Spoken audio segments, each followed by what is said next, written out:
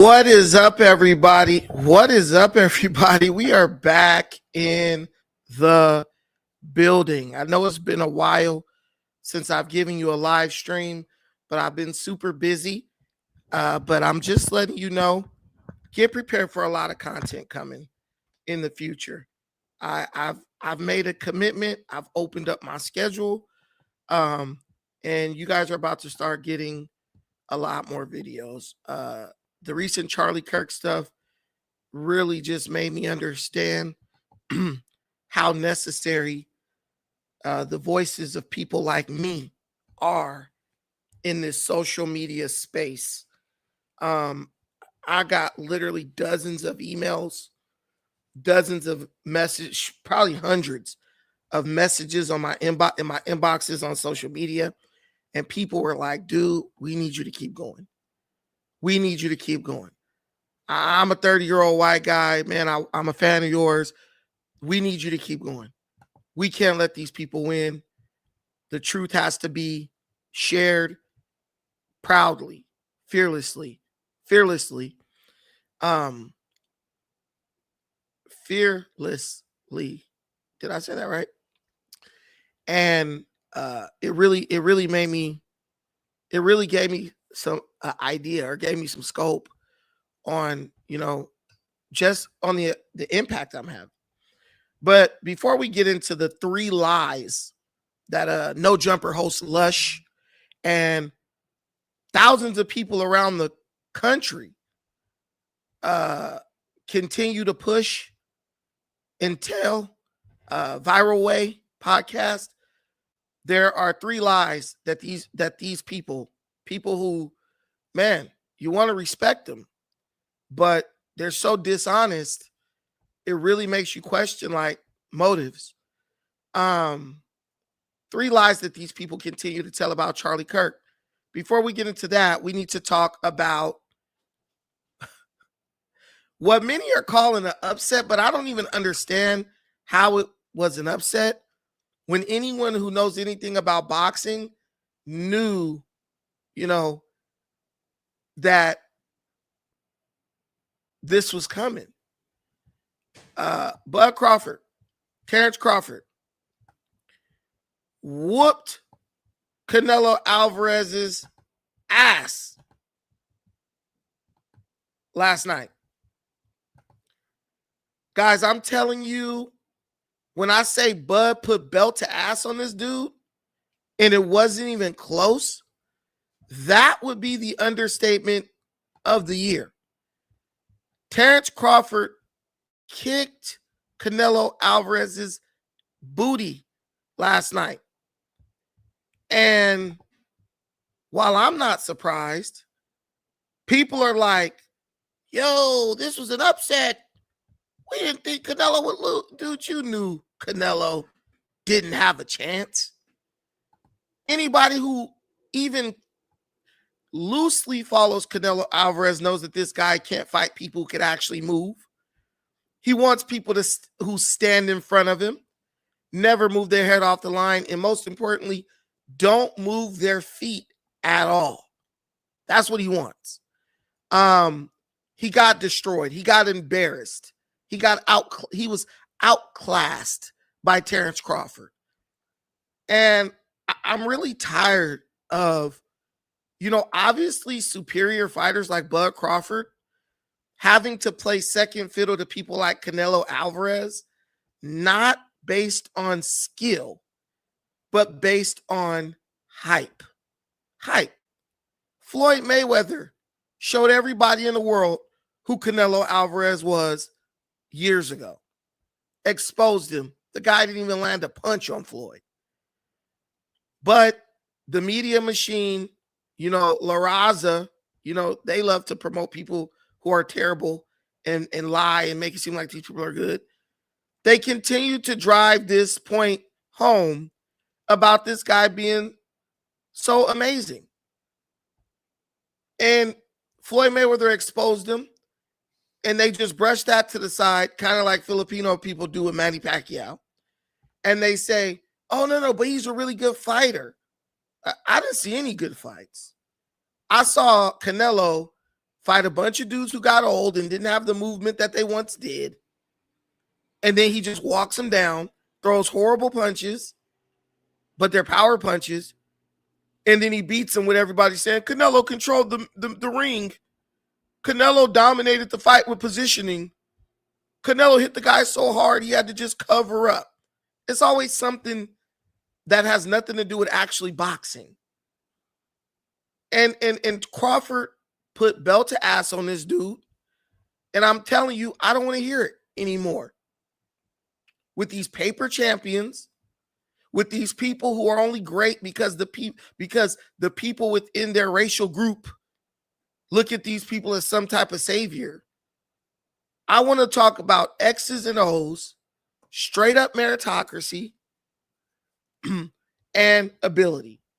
But we are in a world where, just because a bunch of people say somebody's something, what they actually are, their actual ability gets thrown to the side. And now we gotta basically live with this person being crowned before even deserving it. The guy's a bum. He's always been a bum. He's always been a steroid user. He's always been a person who ducks people who he believes can beat him. He's always been someone who bites off more than they can chew. And then when he got beat up by Bivol, I thought that would be the time when he got exposed for who he really is.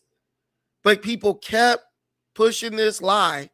Canelo Alvarez is so good. He's this and that. Not a single person in boxing could tell you anything that Canelo Alvarez does better than than really any other champ in history. All they could say is, well, bro fought a bunch of dudes who were like over the hill. And basically threw power punches and didn't get knocked out and won. I don't think he beat Triple G in any of their fights. He just had the bigger crowd in support of him. We know he didn't beat Bivol. We know he didn't beat Mayweather, and we damn sure know he didn't beat Terrance Crawford. That's why I look at these people. I don't have any respect for people who abuse steroids. I think abusing steroids is unprofessional. And now you're gonna have to look at all the racists say in the racist no jumper fans, oh, boxing is fake. Anytime a black person wins at anything, the racist Hispanics in the no jumper audience try to discredit it. Oh no, it's fake. It's fake. It's like when they were talking about me. Oh, because I can't beat Brandon in jiu-jitsu. Jiu-jitsu's fake. It's not real.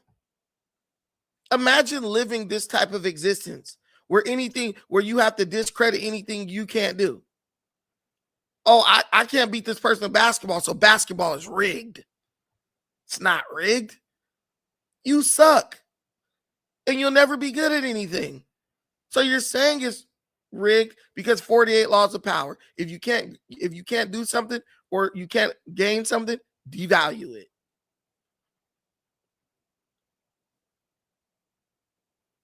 This guy has been a bum since forever. He's really been a bum in my eyes since he got caught using steroids. And Bud Crawford last night revealed that this guy is not really a boxer, so to speak. The guy's just someone who does juice and then comes in OP and just basically tries to overpower the other guy. That's really what this is about. This guy, Canelo, I just always think he was overrated. Oh, yeah, he got his money for sure. But the guy's overrated. I'm just telling you. He's always been overrated. Called out Triple G, called out the other the Russian fighter. I forgot his name. Past his prime, but you didn't see him calling out Andre Ward. You didn't see him calling out Andre Ward because he would have got put on his pockets. Man, hell, why would you do a rematch Is a rematch necessary? This guy got dominated. Canelo didn't, on the scorecards, he won one round, and he really didn't win that. Ward is undefeated, so how's he trash? You sound dumb. But anyway, Bud beat this dude ass, and it wasn't even close. There's no need for a second fight unless Crawford getting paid $300 million. But I wouldn't even give this dude a chance to get even a hit on me. This guy has been exposed totally. Totally. I would encourage Crawford to take the fight for the money, but I don't think Canelo will take another fight because he ain't fighting Benavidez. He ducking the hell out of Benavidez. But listen, man, I'm telling you straight up, Canelo Alvarez does not want a rematch with Bud Crawford. His reputation can't take any more hits because you know the Mexicans, they want to they want to try to wait 3 years till everybody kind of forget about it and then try to say he's the greatest of all time. This is what they do. This is what they do in boxing. Just like they waving Mexican flags, and then when the black fighter win, y'all making it about race. We're on to that crap. We're on to that. It's all about race until you guys lose. And then you try to deflect and project the racism on us. I ain't sneak dissing no viral way. We're gonna get to them after this. But I just had to give my praise to Bud Crawford for putting belt to ass against this paper champion, Canelo Alvarez, who's been exposed several times, but the media continues to try to bring this corpse back to life. Let me tell you something. The only reason the fight even appeared to be competitive is because the announcers were calling the fight dishonestly. They kept Max Kellerman. I can't stand this dude. They kept giving Canelo credit for punches that didn't even land. Oh, Canelo lands a good right hand. What? The right hand clearly got blocked by Bud's glove. But, Canelo lands an effective right hand. It was such BS. And everyone's going to say things like, boxing's gone downhill. What do you mean? Bud Crawford looked like an all-time great boxer last night. How in the hell is boxing going downhill when this guy's looking like a damn man? He's looking like a magician in there. And what's funny is Bud didn't really need to employ any tricks or gimmicks or, none of that. He fought a straight up and down fight. He tired out Canelo and just continued and then just start whooping him. And I'm going to be honest with you. Bud Crawford, he really took his foot off the gas against Canelo. He could have finished Canelo last night if he wanted to. Canelo's neck is hurt. Canelo's not going to tell you that, but bro is definitely about to be in a neck brace for the next couple of weeks or months. But Crawford could have finished Canelo. He had Canelo wobble several times as early as the 7th round. He literally just had respect for him. He didn't want to put him in the dirt. He didn't want to put him on the canvas. I'm going to need you people to calm down until you get a real champion who could actually put belt to ass. Oh, Christian and Bealey, man. There was a Cameroonian brother last night, Christian and Bealey. He got robbed. He whooped the shit out of Lester Martinez, dominated the fight, never took his foot off the gas, landed the cleaner, more powerful shots. And they're going to rule it a draw. How you ruling it a draw when Lester Martinez was up against the ropes all night getting his ass kicked? But this is where we are. This is where we are. This dude, Lester Martinez, was getting whooped for 10 rounds and walked out with a draw because they didn't want to lose. They didn't want to put a blemish on his record because he's the pride of Colombia or wherever he's from. Boxing is hella political, man. They just didn't want to put an L on his record. That's it. He lost. That man lost, was wobbled several times. Lester Martinez was getting his ass whooped. I don't hear nothing about no counter punches. Bro was taking uppercuts, hooks, all that, and was throwing wild overlooping overhand rights. A couple of them caught Mbili, but Mbili threw like twice the punches of Lester Martinez, had landed way more punches, and was bullying this dude the whole fight for 10 rounds straight and never let his foot off the gas. And this was ruled a draw. It's just a robbery, guys. It was just a straight up robbery. He had some counter punches in there, but he was getting beat up. He got beat up for, I want to say 7 rounds. And then in the last 3 rounds, he was trying to like do something. But bro was sitting on the ropes getting beat up to the point where his corner was like, get off the ropes, get off the ropes. Yeah, but get off the ropes. And then people are saying, well, he didn't put him down. But Lester didn't put down Mbili either. What do you mean? Nowhere near a draw. Mbili won 8 rounds to 2. How's that a draw? Mbili won 8 rounds to 2. Lester definitely didn't win any of the first 5 rounds. He didn't win any of the first 6 rounds. So if it's only 10 rounds, how's that a draw? That's bullcrap. They wanted to rob Mbili too. They wanted to rob Mbili and they wanted to rob Bud. Shout out to the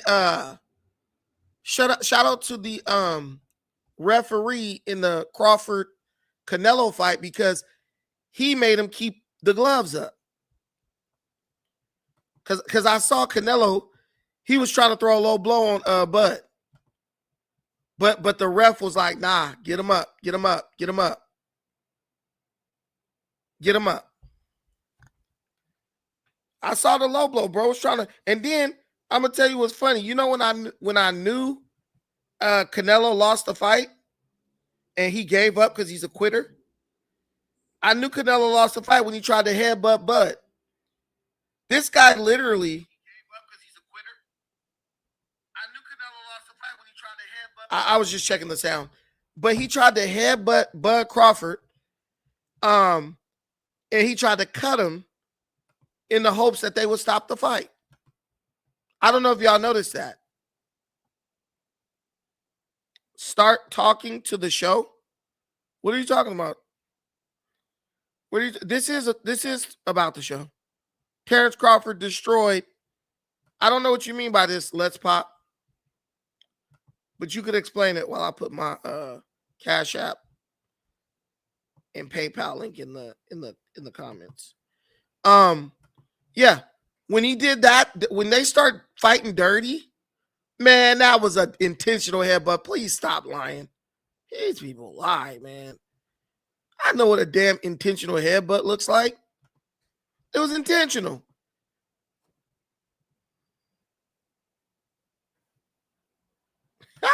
This is funny. As a Mexican, I can admit we are physically inferior to blacks, but at least we can hold the job, huh? Homie, didn't you get fired from No Jumper? I still work there. I wouldn't say Mexicans are inferior physically to blacks. Mexicans are just built for different stuff. And blacks are built for different stuff. I think everyone has their physical gifts. It's just that the Mexicans who tend to be like a little taller and a little longer as far as like limbs, bro, they play soccer. They go play like soccer and stuff. They don't want to get punched in the face, or they become singers. It's just if you're a Mexican and you're like tall with long arms and you know what I'm saying, long limbs, there's so many other things you can do than get punched in the face for money. No, Africans got soccer. Africans have the most dominant soccer players, for sure. That's why those European countries, they stay trying to bring Africans in so they can win the World Cup. There's a lot of money in that. But Mexicans, they love soccer. Yeah, there's a lot of athletic Mexicans. But the most athletic Mexicans do not box. They don't box. They're going to do something else. They're going to play baseball or football, or, you know, there's a lot of other things they could do to make money without getting beat up. I'm just keeping it a buck, you know. But I don't know about the inferiority or any of that, but the whole thing is just like, and I'm gonna be honest with you, the most athletic black people don't even box. Bud is a freak athlete. Mayweather's a freak athlete. When you get a black person who's truly athletic who boxes, they tend to dominate and like go undefeated. No one said Mexicans can't box. There's tons of great Mexican boxers. I'm just saying the most athletic Mexicans aren't boxers. It's not even close. I'm not going to say they got the best boxers. Who? Stop. There's some greats, but not the best, and it's not even close. Yeah, of course. Hispanics and blacks, yeah. But when you get two black dudes in there, that's going to be a barn burner. Like, if you look at the 80s and the 90s, dude, the money at that time was insane. The heavyweight division, people like Tyson going against man, Mike Tyson packed out arenas going against dudes like Bruce Seldon, people you never even heard of. Best Mexican fighter of all time.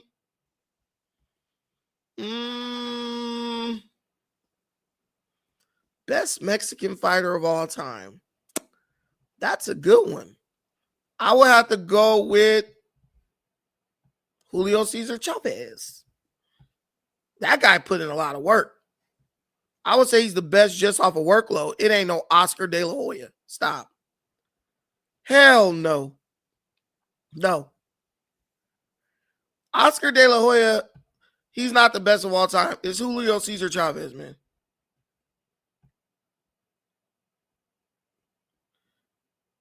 Yeah, Mexican fans they're great. They spend that money. Hey, young Aunt Hefe was in the building. Shout out to him. He was in the building. Oh, if you got black fans, you're cooked. You're cooked. They're gonna support you until you lose. Then they're gonna throw you away for sure. I mean, he might have fought a lot of bums, but he still fought.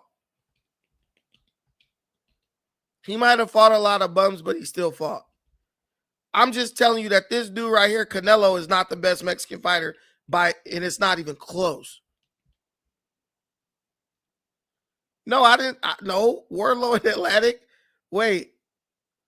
Oh, snap. At the car wash? No. Stop. Don't send them back to Mexico. But yeah, man, just wanted to give a shout out to Bud Crawford. Now we got to get into the steak and potatoes. Man, why are y'all out here lying on Charlie Kirk?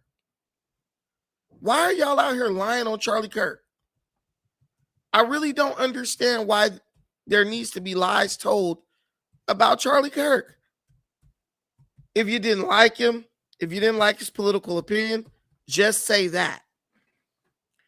But there's no reason to slander a dead man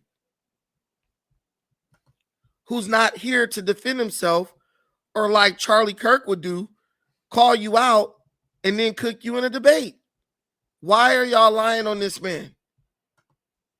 There are 3 very malicious lies being told about Charlie Kirk, and I, for one, am not going to stand for it. I'm not going to stand for it. I'm not going to stand for slander against a dead man who never did anything to any of you. I'm not standing for it. Let me see if I can make this work. I'm just not standing for it. There's no need to lie on somebody who has passed away, who is resting in peace, right? The first lie that they're telling about Charlie is that Charlie Kirk, and this is that Lush from No Jumper was saying. It was that Charlie Kirk was a racist and that he called someone, a racial slur during a debate. There is a racial slur that is used against Asian people, and it's like CHINK. And there are people who are like, Charlie Kirk used the word, the CHINK word, chink, talking against a Asian. And Lush actually said this on the Thursday show. I said, dude, look, you're purposely misrepresenting what Charlie Kirk said, and you're taking what he said out of context. He's a racist. And here's the clip. And it's so funny that so many people kept bringing this up, and you could easily debunk this within 5 seconds. You can easily debunk this. So here's the clip. I'll let you guys hear. Yeah, you're trying to attack me, which is ridiculous. Like asking me what my salary is. Sure, I'll reveal it willingly. You brought it up in context. I'm asking, why don't you live like a socialist? Okay. Go live like a socialist. The point is larger than that, Charlie. I live like a capitalist every single day, Chank. I live as a capitalist. Hey, I live when I believe. No. What do? I get charity every single year. Hold on. What's my salary? Hold on. Okay, so if you're looking in the audience, he's talking to this guy right here. He says, I live like a capitalist every single day, chink, right? And the person he's talking to is Chink Uygur, the owner of the Young Turks media platform. You guys, this guy's name is Cenk Uygur, and that's exactly who Charlie Kirk was talking to, actually.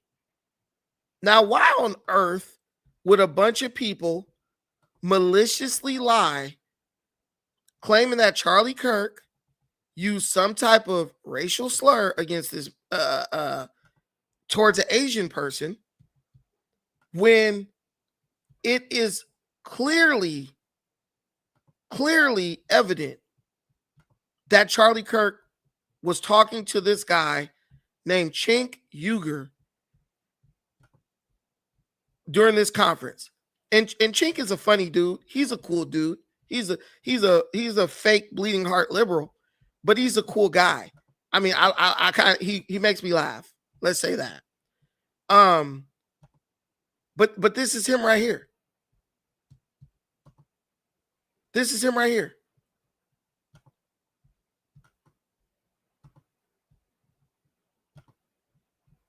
Right there. If I scroll down, you'll see right there. Progressive pundit Cenk Uygur won't appear on Nevada primary ballot. Right there. CHNK. CENK. That's who he was talking to. If you go back to the video, boom, that's him right there, arguing with Charlie Kirk. Why would these people turn around and try to say Charlie Kirk used a racial slur that against Asians? He used a racial slur against Asians. And they kept pushing this narrative. Lush, viral way. The guys who we're honest and we have integrity. This is a lie. And I don't even think Cenk is a bad guy. I think he's just an idiot, but I don't think he's a vicious killer. I don't think he's not someone who would celebrate the death of Charlie Kirk. He actually gave like a very like serious, warm-hearted like monologue about Charlie, because these guys understand, look, we might have opposing ideas, but we understand that at the end of the day, these people are good people. Lush pushed this lie. Viral Way pushed this lie. My question is, how much respect do you have for your audience if you blatantly lie to them? Lush knew this wasn't true. He knew it wasn't true. But my thing is like, how much respect do you have for your audience? I want my audience to be able to go out, argue with people based on what they've heard from me and actually be right and win the argument. I don't want my audience to go out arguing with people and be looking dumb because they've believed a bunch of stuff that I told them that was lies. Come on, guys. That means you don't respect the people who listen to you if you lie to them. I didn't like that. I thought that was mean-spirited and malicious. And you think Lush doesn't have respect for Charlie Kirk?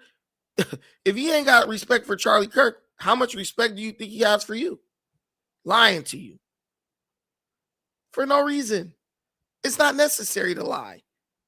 Just tell the truth and let the people sort it out based on what they believe. That's it. These people hate the truth. The truth is like a poison to them. And lies are like a drug for them, where they get a temporary high by telling unnecessary lies. And this is what ignorant people like Compton Native say. You just don't like Lush or Viral Way. So me not liking them made them tell blatant lies? Has nothing to do with liking. I like Lush. I have no issue personally with Viral Way. I just don't like anybody who lies and then get up and jump up talking about how like honest and truthful they are. You're lying. That makes you a liar. So when those people come at me, I have evidence that they're willing to lie.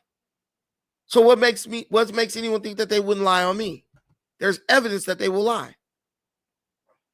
They don't believe that shit. They know how to research everything they want to research. But to get up and try to make up a lie on something to purposely try to like steer people in like a dishonest direction. I ain't no Anton Daniels or Officer Tatum. Even though I have much love and respect for both those brothers, I'm me. I'm me. Listen to my opinion.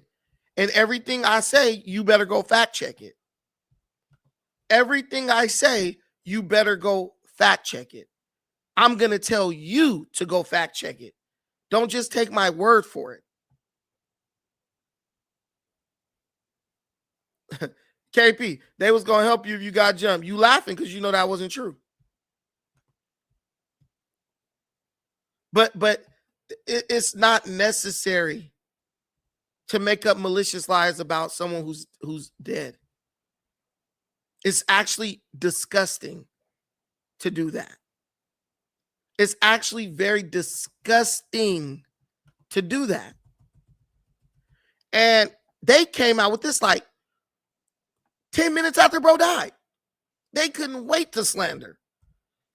And that's why I made a comment and I posted the lie. Then I posted the truth. And I was like, Viral Way is a leftist propaganda outlet. There's always a motive. There's always a motive. It's just whether you're smart enough to know you're being used or not. The next lie is this quote, the lie about this quote where they said, Charlie Kirk said, don't have empathy.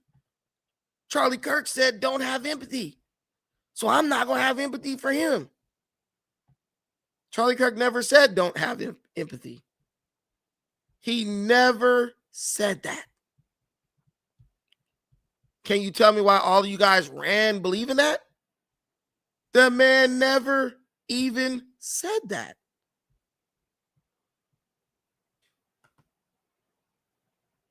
He never even said that.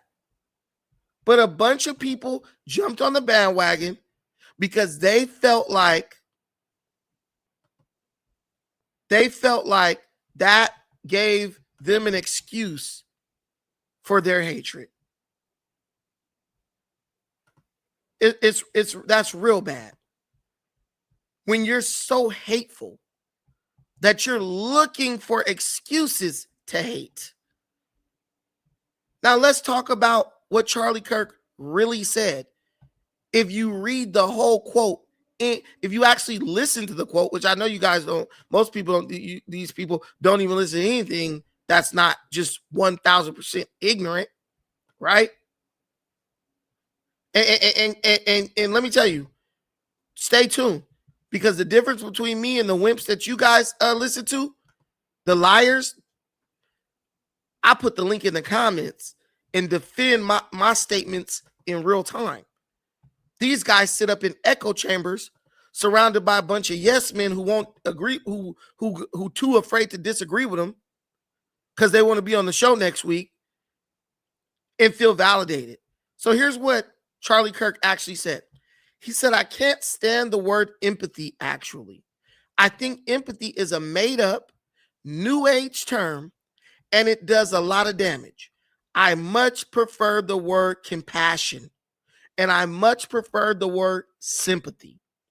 Empathy is where you try to feel someone's pain and sorrows as if they're your own.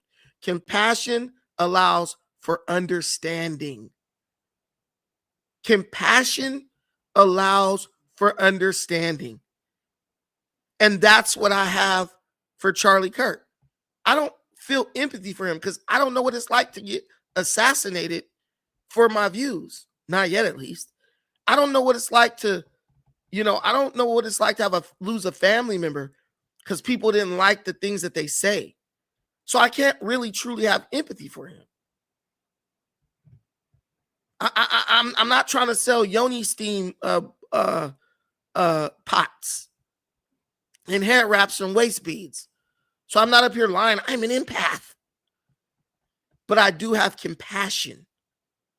I don't know how it feels, but I understand why you feel the way you feel. I understand how something like that can be traumatizing and painful.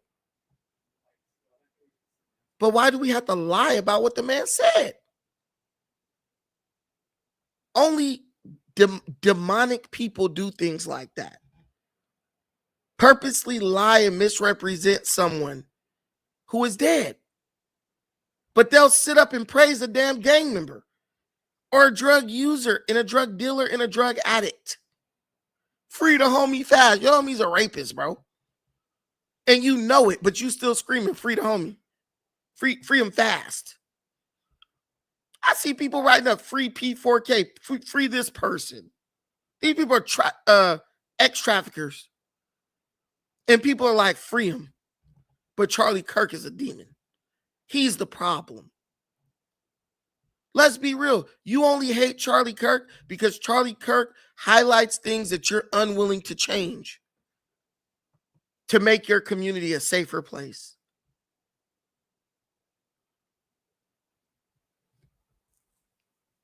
That's all it is. B-Rex, it ain't no damn interesting take.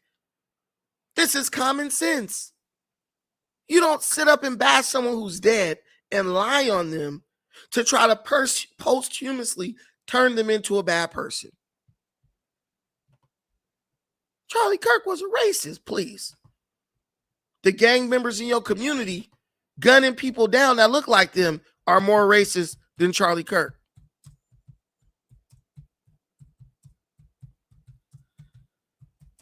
I never saw Charlie Kirk say anything racist. I might have saw Charlie Kirk say some things that black people don't want to hear. But I've never seen Charlie Kirk say anything racist.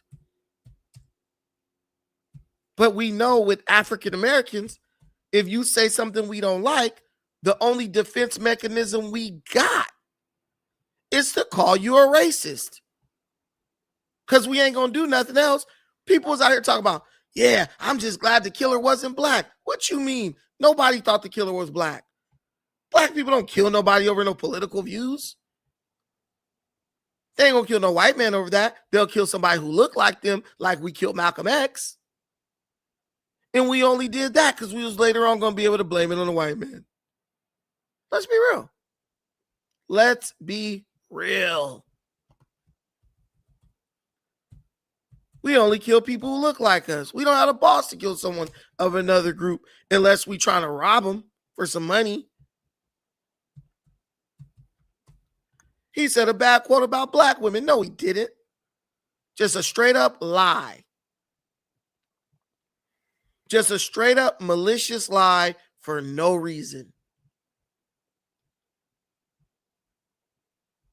I never saw Charlie Kirk have any issue with a black person. Got you up on stage, treated you just like he treated everybody else. But let's be real. The most degenerate black folks on earth want special treatment. They want you to deal with them with kid gloves while they trying to rip your damn heart out, your chest.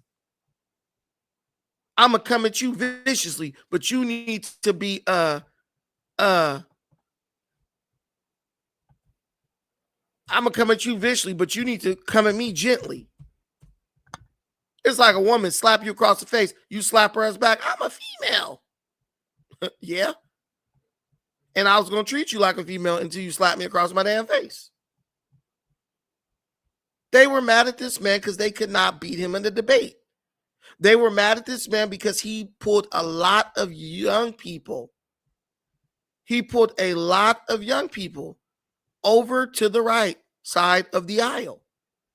And they didn't have anyone who could beat him or even match him at that. That was the problem. So what do? When they can't beat you, they kill you. When they can't beat you, they kill you. They don't join you. They don't admit you're right and that your argument is superior. They don't do that. They kill you. They take your life because they want to silence you, because they don't want to hear what you have to say. Because what you have to say destroys their narrative. That's it. I deal with this every day. These people hate people who are brave enough to tell the truth. I am a flawed individual. We all are. But if you're willing to tell the truth, man, they can't stand you. Because the truth is kryptonite to these people. The truth is kryptonite to these people. Because these people live in a lie. They live their lives not based on a lie. They live their lives inside of a lie. A very thinly veiled lie. This is what I think. Like, you might say, oh, Brandon, you're horrible, whatever. Nah, this is what I think when I think about Charlie Kirk and black people. This is what I think. You think what you want to. This is what I think. Oval Office, President Trump just made a serious announcement. Dang, hold on. I got it right here, guys, too. This is what I think when I think about Charlie Kirk and black folks. He's a racist. He's a this and that. Nah. You're the racist. The most racist people look like you. And if I may speak to the men out there, you are a coward and a petulant child if you impregnate a woman and abandon her. You have a moral obligation to stay with the women of your choosing, hopefully in the confines of marriage. This idea that men can just abandon women and, leave the consequences without any responsibility has been a catastrophe for our country. So that's my answer. And I'll say this, the Democrat Party does not talk about dads at all. The Republican Party, we are talking about how men need to be men again, in the home, take responsibility, provide for your family, and we are on the verge of and if I mean to do that. Dang. Darn.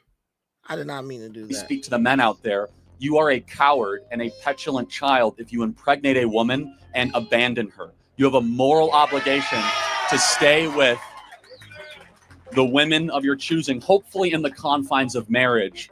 This idea that men can just abandon women and, leave the consequences without any responsibility has been a catastrophe for our country. So that's my answer. And I'll say this, the Democrat Party does not talk about dads at all. The Republican Party, we are talking about how men need to be men again, in the home, take responsibility, provide for your family, and with strong families comes smaller government and a better country. Thank you so much. And if I may speak to the men out there, you are a coward and a petulant. Yeah, I agree with that. Any man who has a child and doesn't take care of it is a coward. We hope that you could take care of your child within your home, but even if you can't, that doesn't give you the right to say, I'm just going to abandon my kid. And a lot of you guys are dealing with abandonment issues and don't like to talk about it. So when he brings it up, you try to shut him down. You pray for his death because you just don't want him saying things that hurt your feelings. Right? This is the one I wanted to play this one actually, and I just found it. So this guy's Brandon does somebody in the comments. Brandon doesn't know what racism is. I know what racism isn't, and it's not. I know you've debated. Dude, why is Hi, that? Charlie. I don't know why this is doing that, but when I click on it, it goes like to another video. So let me try this one more time. I don't know. You might say I don't know what racism is, but I know what racism isn't. Something that kind of has me like on the fence of whether or not I go kind of like full blown more like conservative or moderate is just seeing how Give it up. That is a gift from the Lord, everybody. That is just beautiful. Thank you. But something that like I've seen at welfare has like really like destroyed like the family unit. I see that, we're starting to save a lot of money from things such as like Doge and what they're doing to minimize government. But do you think that some of that money should go back to maybe like reforming the way that welfare is done to help poor families who do want to kind of pursue that American dream? The number one objective of any social welfare program should be, how do we keep the family together and put dads back in the family? Yes. That is the number one priority. We don't have to overthink it. Every number gets better for every community if dads are around. Every number gets worse when dads are not around. Something that kind of has me like. So all the numbers get worse for every community when dads are around. All the numbers for every community get better. I mean, all the numbers for every community get worse when dads are not around. Every number for every community gets gets better when dads are around. This guy didn't bring up race at all. This guy didn't bring up race at all. And I relate to Charlie Kirk because I do have a heart for children, right? I mean, you guys will see me even up here, and if you've been watching me for a long time, when people get on my channel, when they click the button and come up, if their kids are making noise in the background, I don't say, hey, man, get off here with those kids. I always make allowances for kids, right? I always make allowances for kids. I say, you know what? We love the kids on here. Anybody who watches my content will tell you that because I have a heart for children. I don't look at children along racial lines because they're innocent. They're innocent. And I feel like even Charlie Kirk was like that.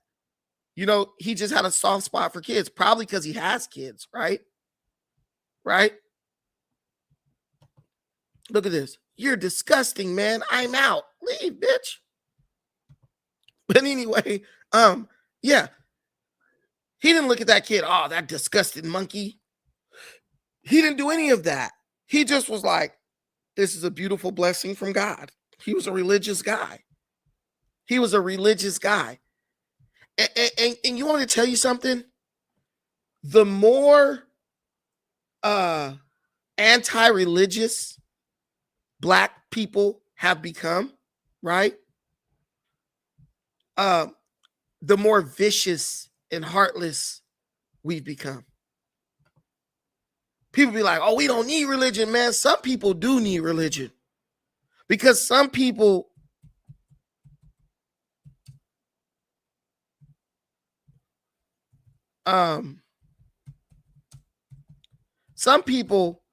they don't have the maturity to operate based on truth and facts. They're so emotional that it takes nothing for them to begin to hate something, right? It takes nothing, right, for them to hate something. There's people, you say one word they don't like, they will hate you for that. I hate you. What? Because I told you that you need to go take a bath? Hating. The people like that, they need God. They need religion. They need something by which to guide their, to direct. They need something to direct their life.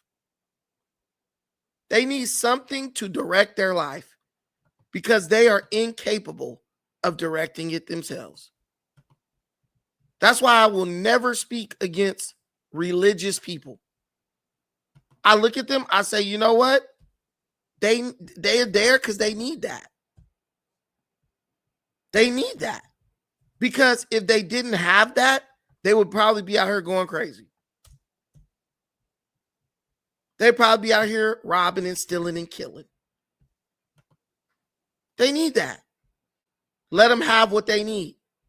And if you need it, don't ever let someone shame you for needing it.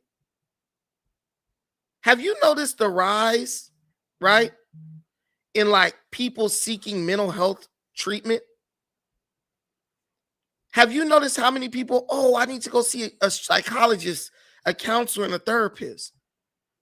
Well, the more the world has moved away from religion, the more the need for like therapists and mental health professionals has risen. Because a lot of people really don't even need a mental health professional. A lot of people just need a community of people that they can consistently go to or be a part of to help them get over the rough patches in life.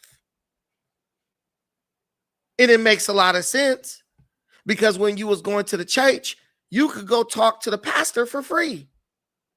You could go get marriage counseling from the pastor for free. But in this capitalistic society that we live in, they were like, if we let the pastor give the free marriage counseling, if we let the pastor give the free life coaching, we can't charge people for it. So let's get people to believe, let's convince people that they don't need the pastor, that they don't need the church, so that they can pay us for the things that they get from the church. Go to church, man. Go to church. It'll probably save you a lot of money and a lot of heartache. You want better health, looking at night at midnight for a therapist, man, go over to New Greater Zion Baptist Church and go talk to that pastor about these little problems you have. Bro, they got you on eHarmony. Go down to the church and find you one of the DL church dudes. Hell, it's going to be the same as the DL dudes you're going to find on Match.com. Only difference is you ain't got to pay for it. They literally destroyed foundational aspects of society so they can charge you for what those communities and institutions gave you for free, dog. It's a church down the street from my house. I don't even know what kind of church it is, y'all. I know white folks be up in there. Bro, they're about to start teaching free French classes and free Spanish class lessons. Bro, I'm probably about to go sit up in there. What you mean I can learn Spanish for free? So when the Mexicans talking dirt on me, I can understand? Nigga, I'm in there. What you mean? Nah. You need to sign up for Duolingo. Nah. You need to sign up for Babbel. Some satanic shit. So you can learn these languages. But the church is doing it for free. Right down the street. Let's talk about it. Let's keep it a buck. They tore down your faith and your confidence in the religious institutions so they could sell you things that the church gave you for free. The church used to do potluck every Sunday. Got your ass up out the church so you could go pay for Golden Corral. Let's keep it a buck. The church used to do potluck every Sunday. Got you up out the church so you could go to Ruth Chris instead. Free. You go eat at the church for free on Sunday. Yo, dumbass, I don't need the church. You down at freaking Mastro's now. Spending your hard-earned money when you could have ate good for free. Chitlins, greens, peach cobbler, all of that. Free.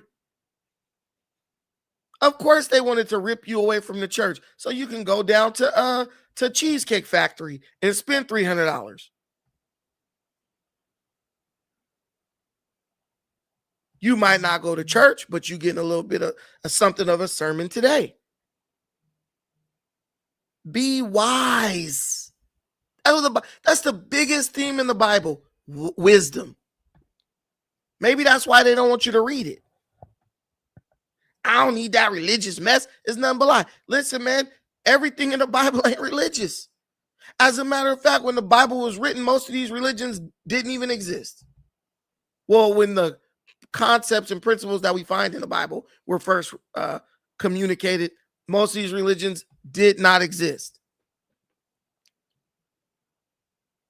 But if they rip away foundational, fundamental truths, if they get you to despise that, they make a lot of money reteaching you it or teaching you perversions of it. So you'll always be an idiot.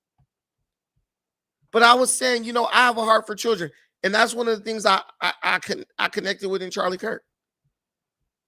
And it makes sense to me because he was like a religious zealot.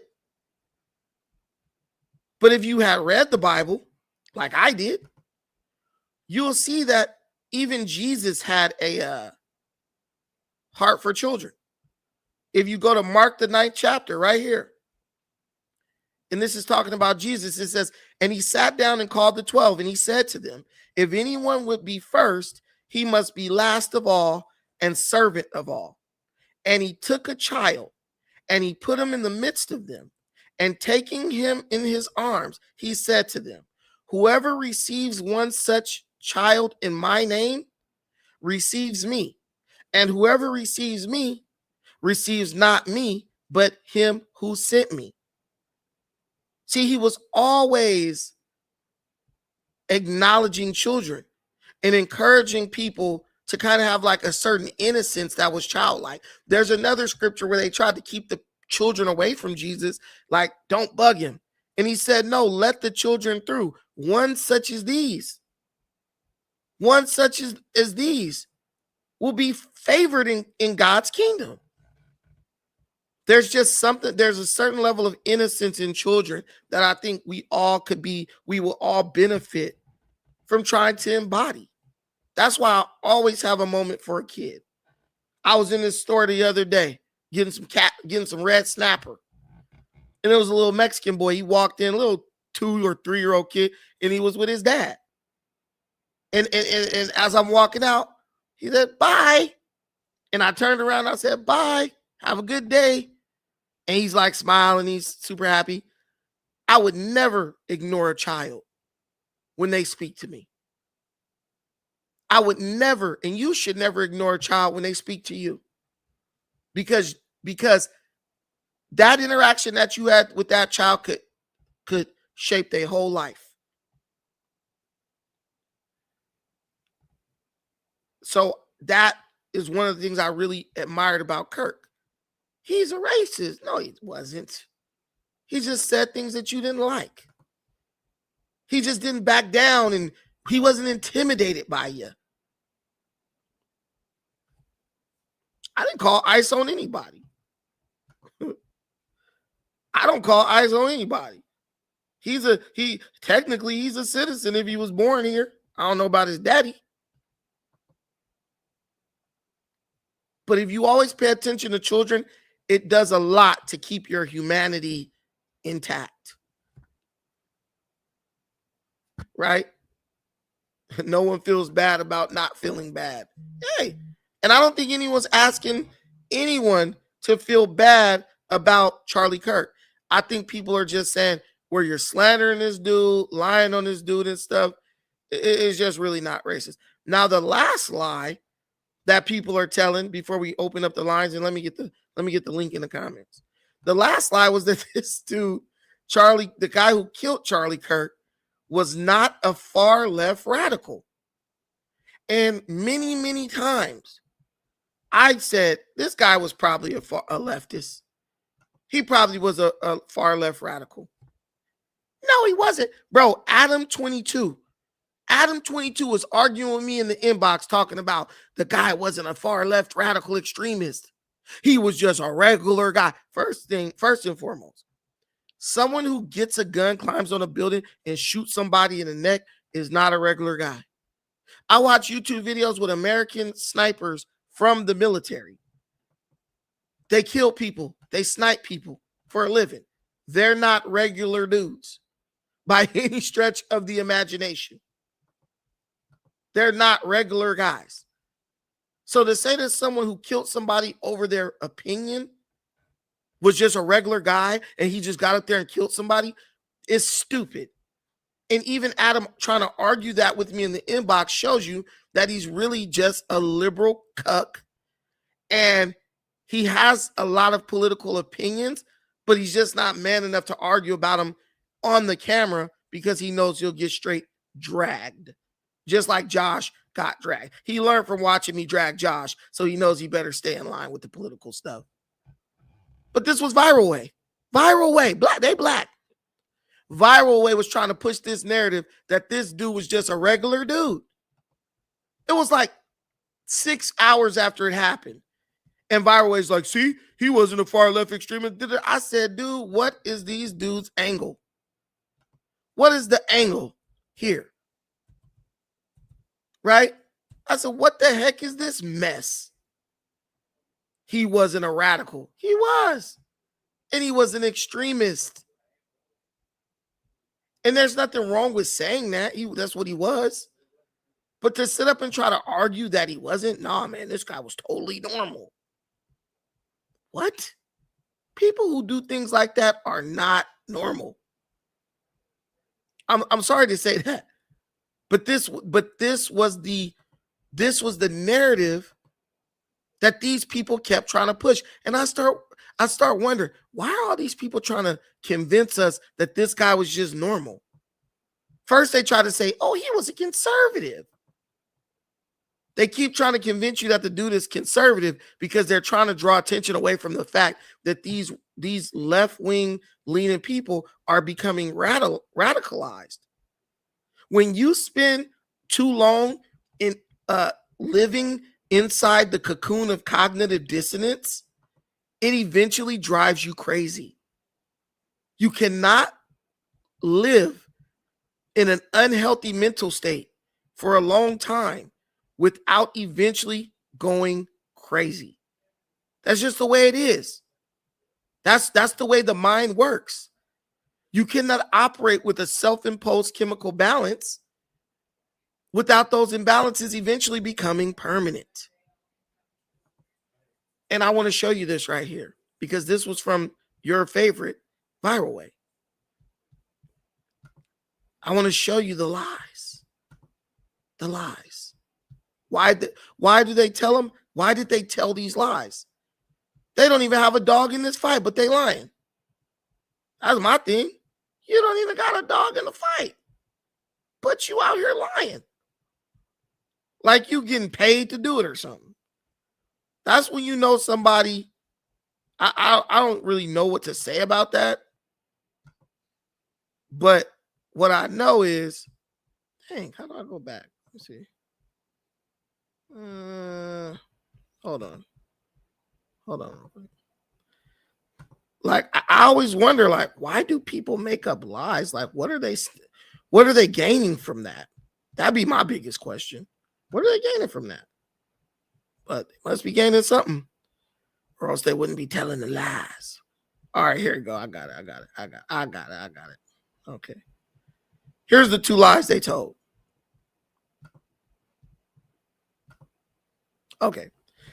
These 2 posts were posted by Viral Way, not even, it was like an hour after Charlie Kirk was dead, or maybe like 2 or 3 hours after he was dead.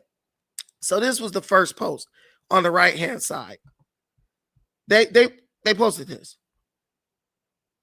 Meet Tyler Robinson, the person who shot and killed Charlie Kirk.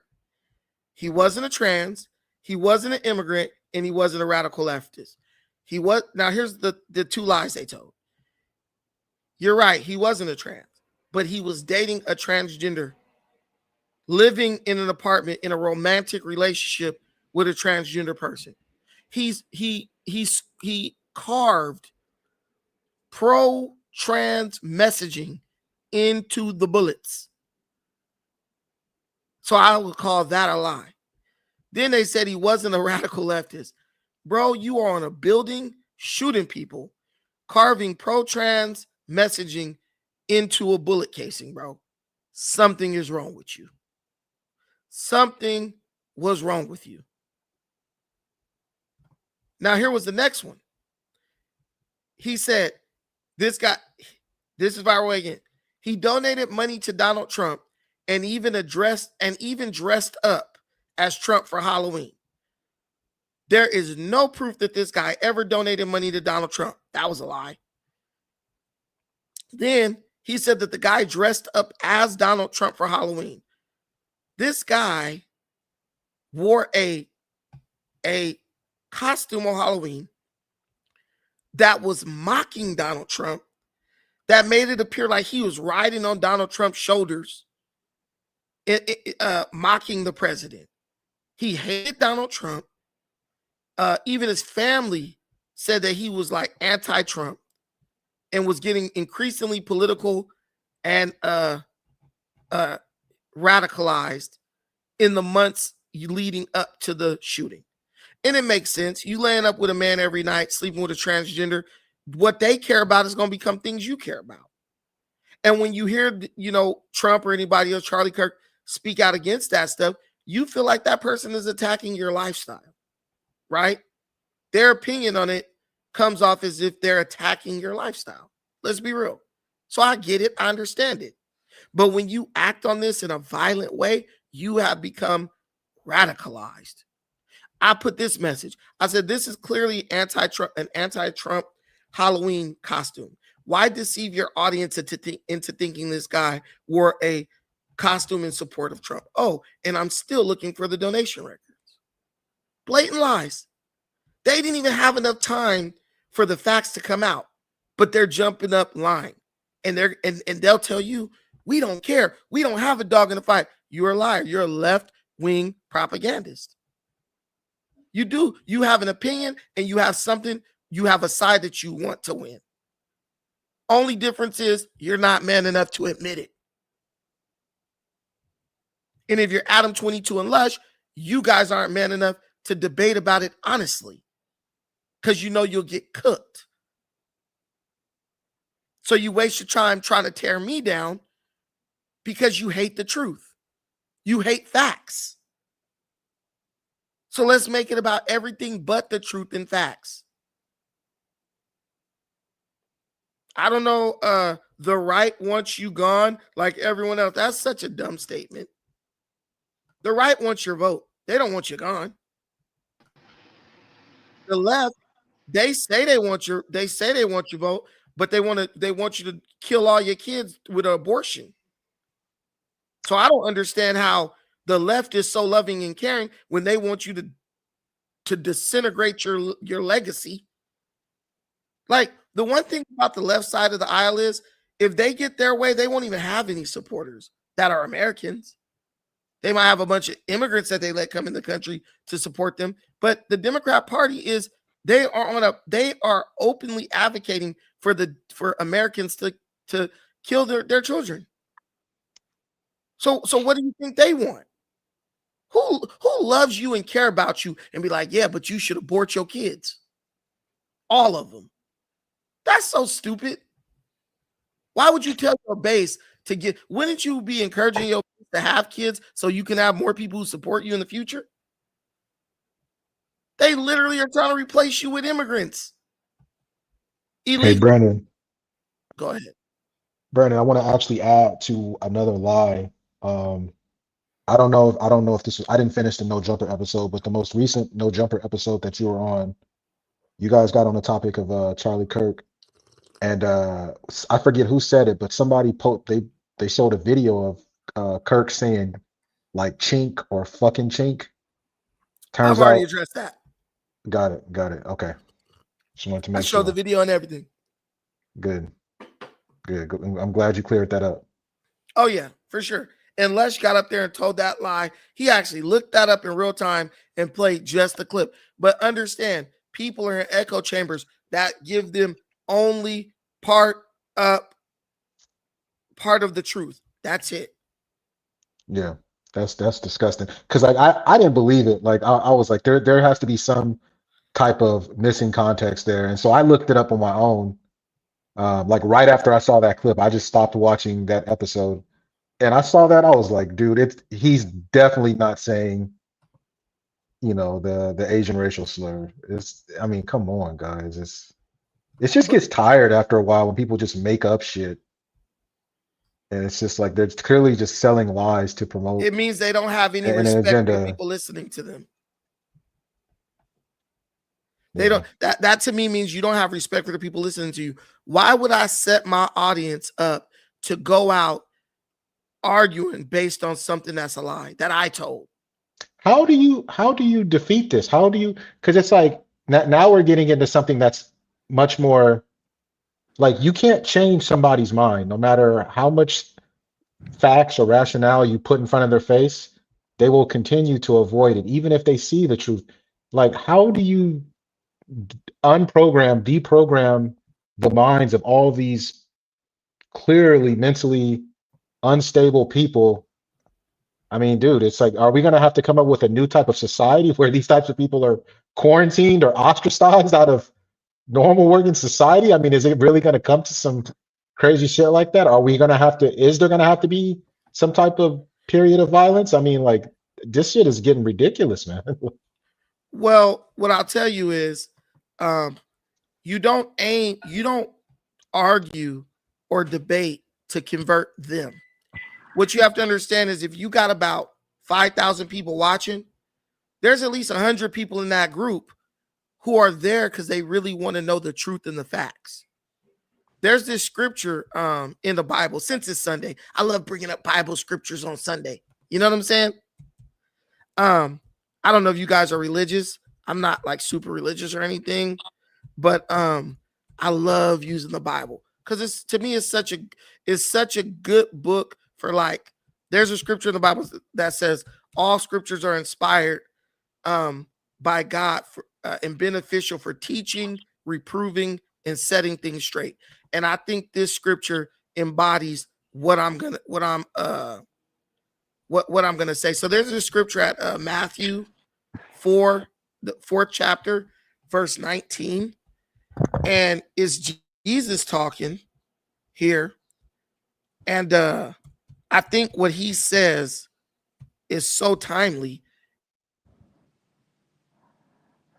and it answer, and I think it will answer your question better than I can. So the disciples, the people who would become the disciples, the guys, they were fishermen, right?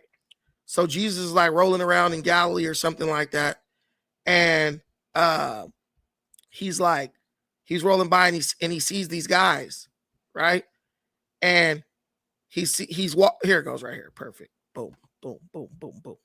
So let me share this with y'all. I'm gonna take us off so y'all can see the scripture. Okay, so here it says, walking alongside the Sea of Galilee, he saw two brothers, Simon, who is called Peter, and Andrew, his brother, casting a net into the sea, for they were fishermen. And he said to them, "Come after me, and I will make you fishers of men."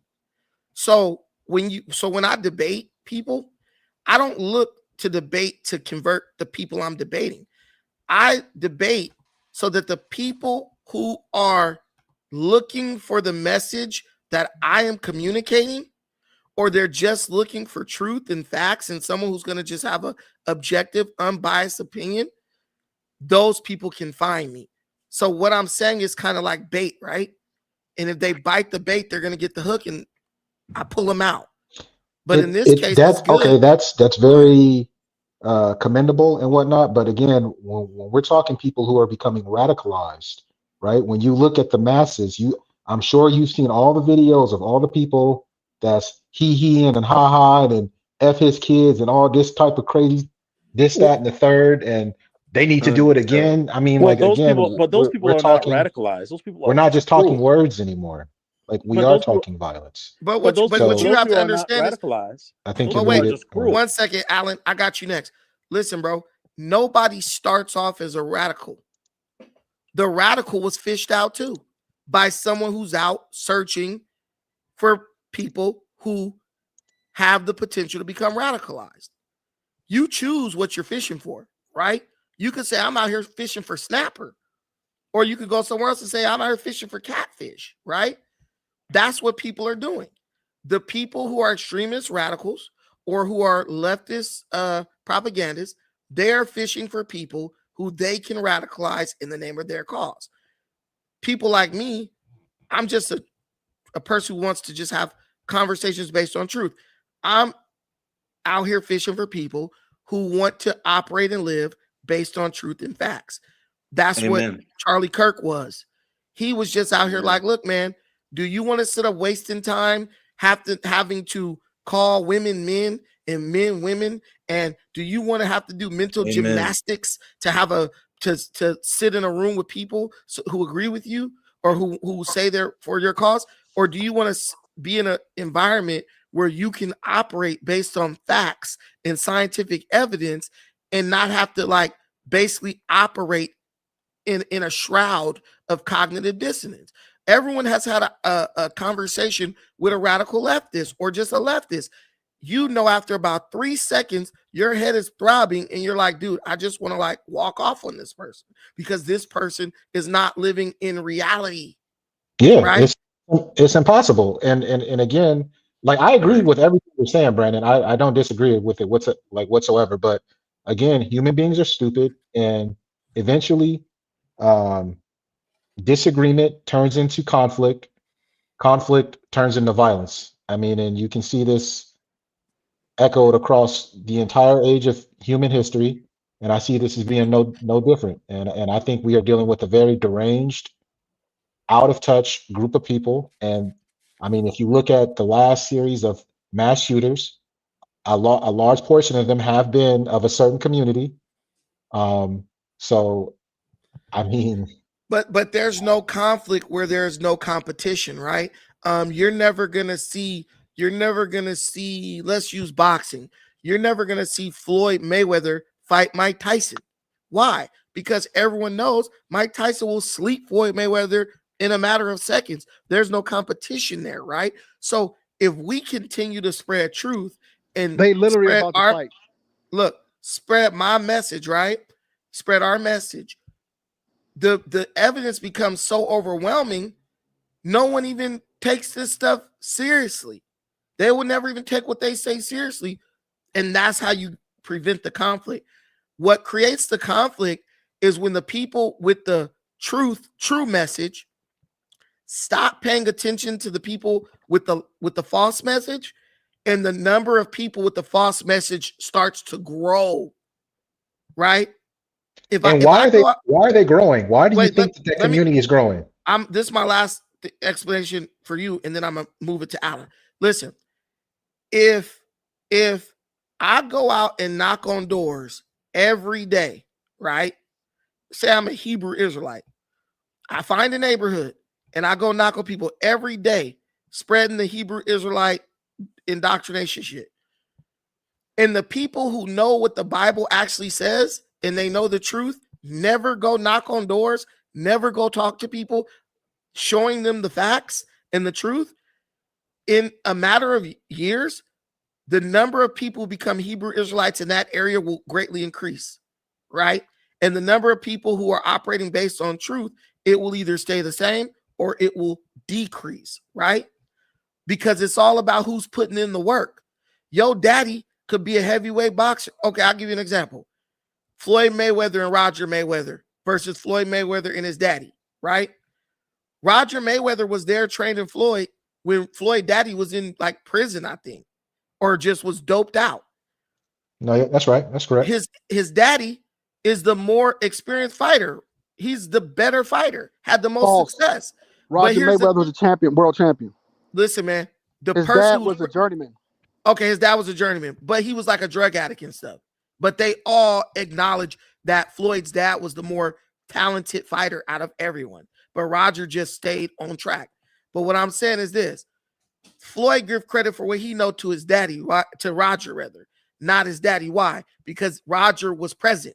Roger was there more than his dad was in the developmental stages. So that doesn't mean that Roger Mayweather was just way better than his dad or that he knew more than his dad. He was the person who was there. And what you'll notice about all the fringe movements, they are actively recruiting on a daily basis. Scientology, Hebrew Israelite, Nation of Islam, just any radical sect, they recruit every day. So their numbers grow. And what's going on in America is there's starting to be so many fringe groups that those groups are recruiting people at an accelerated rate.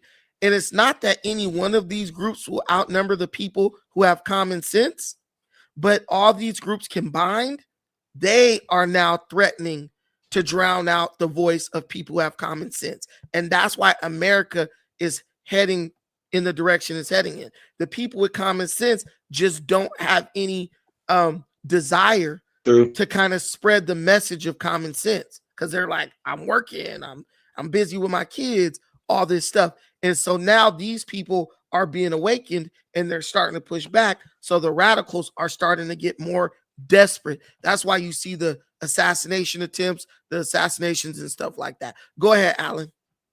Yeah, the irony is never going to be lost on me that Charlie Kirk was literally addressing a question about trans people assassinating people, and he was taken out by somebody who was in a trans relationship, who was the irony was just really, really weird to me in that whole situation. I'm not a fan of Charlie Kirk. I never was. I simply do not like him or buy him. But anybody who will watch that video and watch a man get shot and blood come out his jugular vein and pour out onto the stage and think that was the right response to do with somebody who was actually willing to have the conversation is nuts. And so, people who write that stuff online, they're just cruel people, as far as I'm concerned. And they're just cruel and think that they're so ultimately right, and they cling so much to their ideology that they can't even see the forest from the trees. Can I ask you a question? Sure. Though you were not a fan of Charlie Kirk, do you believe his message was inherently dangerous for America? Hell yeah. Look, man, don't interrupt. Let me answer. I do think that overall, yes, there were aspects of his message that was dangerous. However, there were plenty of common sense things that he had in there, and religious themed things in there that were accurate and 100% on point. Can you give me an example of one of the aspects of his message that was dangerous for America? I felt that the way he was going about things in terms of how he was talking about racial issues, often not having all the facts. Give me an example. Correct. Okay, so when he's talking about the amount of black men who are in prison, and he's saying that 58% of people in prison were black. That's untrue, and he knows it's untrue, but he just said it just to make a point. What the numbers that he was adding up for that was like absolutely impossible. But because he wanted to win the argument, and he wanted to make black people look bad, he went ahead and said that. Also, I felt that his message in terms of this whole college is a scam thing, it wasn't even fully thought through, and I gave him some grace on that because he was so young, right? And being a college dropout himself, he had this idea that college is a scam. People don't need to go to college, and we just need to go ahead and short the borders. And this is that. And he was too short-sighted to understand that if everybody followed his suit for what he was talking about, you would need more immigrants to come in to take the jobs in engineering and science and STEM that they did, because there wouldn't be enough people in college. So I don't think he was actually 100. Everything wasn't fleshed. I wouldn't say he wasn't thought out. I would say he wasn't fleshed out properly, and he was actively evolving on things such as Israel, which I disagree with his original stances on Israel. But then his stances evolved on Israel, and some are speculating that's the reason why he ends up getting ultimately killed. Okay, so let me so 58% of all prisoners incarcerated in the United States are either black or Hispanic. Thank you. So he said black. He said right, that they were black, and it was untrue. I see what you're saying. I have the clip right here where someone's like criticizing what he said. I want to play the clip. I'm not saying you're lying. I see what you're saying, and I see also why he could try to say that and think that it was slipped by people, because 58% of all incarcerated people are either black or Hispanic, right? So he probably should have said 58% of all incarcerated people are minorities. But what is true is, of that 58% of people who are black or Hispanic, a disproportionate number of those people are black, because there's 250, there's like 200 million Hispanics in the country, I think, because most of them are not filling out the census, but there's way more Hispanics in the country than blacks. So why are our numbers even comparable to Hispanics or whites? So let me play this. That's a valid point. And I had no problem with that point. The point is that he would exaggerate. You're saying he's trying to make black people look bad. Correct. He would exaggerate points to strengthen his arguments when the stats are bad enough. We don't need to. But how does that hurt black people though? That hurts black people, because what he was basically saying, if you listen to the clip, was that basically black people are all pretty much almost every other black person you meet by his standard was somebody who would hurt and harm you. And that's not the truth. So you're saying he said that, or you're saying that's what you believe he was implying? That's what if you listen to the entire clip in its entirety, I think that's a strong implication. I believe that's a strong implication. So you think he was implying it, not saying it just I think what he was saying would lead anybody to believe that. And it reinforces stereotypes that were there. And that's that was a basic problem that I had with him. He just wasn't fleshed out. And I give him grace for that, because he's only 31 years old when he passed. And he was in his 20s making a lot of these statements. He's not dangerous in terms of, I feel Nick Fuentes is dangerous. He wasn't Nick Fuentes. As a matter of fact, they couldn't stand each other. Right. But I felt like he was and I also gave him grace because he was actually willing to have the conversations. which in a somewhat genuine way. So that's I didn't like him. I had no use for him. Yeah, I don't see how that's dangerous, but I get why you don't like him. Right. Brandon, is every liberal or far leftist, even a leftist, are they all idiots to you because you call Mark Lamont Hill an idiot? Anybody that goes against what you're saying, you're calling them an idiot. So they're all liars. They're all liars. Mark Lamont Hill is a straight lie. He's a no. Listen, listen. I would prefer a person be an idiot than a liar. When you're dealing with someone like Mark Lamont Hill, he's just straight up dishonest. He lies to black people. He sells them. What does he lie about? A man could have a baby. Oh, he said that? Yeah, no, he's dumbass. Yeah, he said it. Why do people come on my show and don't even know the basics of what the people they defend believe? Yeah, Mark Lamont Hill has said some real. It's offensive. Wait a minute. That's typical leftist rationale. They do that all the time. It's offensive that a black man jumped on my platform questioning my opinion on somebody and doesn't even know what the person he's defending believes. That pisses me off because I know that you're out here making decisions based on a lack of information.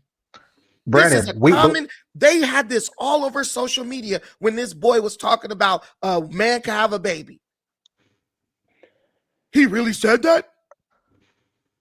And also, like you see, did this guy leave? Did he jump off? I hope not. Because all he would have to do was find the Candace Owens interaction with Mark Lamont Hill, and he blatantly said that. And if you could see the problem with Lamont, why did the guy leave? Why did the guy leave though? I want to know why the guy left. Because that's what leftists do. They do this all the time. They start arguing for a point, and then you ask them, "Hey, can you?" I saw this all the time when they would have other interviewers go on college campuses, and back when Kamala was running against Trump. And I'm voting for Kamala. I'm voting for Kamala. Can you tell me one of the things that Kamala is like? Why are you want to vote for Kamala? Can you tell me one of her talking points? Crickets. They couldn't tell. It's crazy, dude. Like they can't. Let me get Daniel Beverly. Daniel Beverly, go ahead, man. Hey, Bucci. I'm just trying to figure out why are we crowbarring black people into this? Didn't he get shot by somebody who looked like him? Hey, black people are crowbarring themselves. A white boy with a fucked up haircut. Hey, that's what they always. Black people are crowbarring themselves. Black people could have took. Wait, Daniel. Black people are just laughing. Listen, man. Black people could have stepped back and could have said, "You know what? We got no dog in the fight. Nothing." I just showed you an example of where a YouTube channel called The Viral Way Podcast, people who claim not to even be political, were an hour after Charlie Kirk got shot, jumped out under their own will and started spreading left-wing propaganda about Charlie Kirk's death. That's the internet. You're always going to have that. Lies. But what I'm telling you is no black person. What I'm telling you is no black person had to even say a single thing about this. But you're not going to control people like that. It's I'm not saying. Trayvon stalked Zimmerman. He said Trayvon Martin stalked Zimmerman. He said if he gets on a plane, if he sees a black pilot, he has to question if this motherfucker's qualified or if it's just some, internal affairs. We got to stop with this game. Charlie Kirk was a racist. Wait. Charlie Kirk said that Trayvon Martin stalked George Zimmerman. He said that dumb shit. He said a lot of Can you produce the clip for that? He also said that George Floyd died of fentanyl, not the knee on his neck. George Floyd did die of fentanyl. That was the first autopsy. That was the first autopsy report. Listen, man. Hold on. If you remove the knee, Can I clarify Gentlemen, the first autopsy report on George Zimmerman stated that he died from a fentanyl overdose. Floyd. They did Floyd. They did another autopsy. That one determined that he died from asphyxiation. But what we know about George Floyd was this. George Floyd was screaming, "I can't breathe," before the guy even put his knee on his neck. And George Floyd also was resisting arrest, and the knee on the neck technique is a technique that was taught in that police department's They denied that. They Right. denied But that in if court. someone tell you they can't breathe before the knee on the neck, They denied listen, it. fam. knee on the neck? Wait a minute, fam. Wait a minute. But Wait a they minute. openly denied that in court. Wait a minute. But they couldn't deny it because it was in their handbook, and Yes, they it would was. not admit. Wait a minute.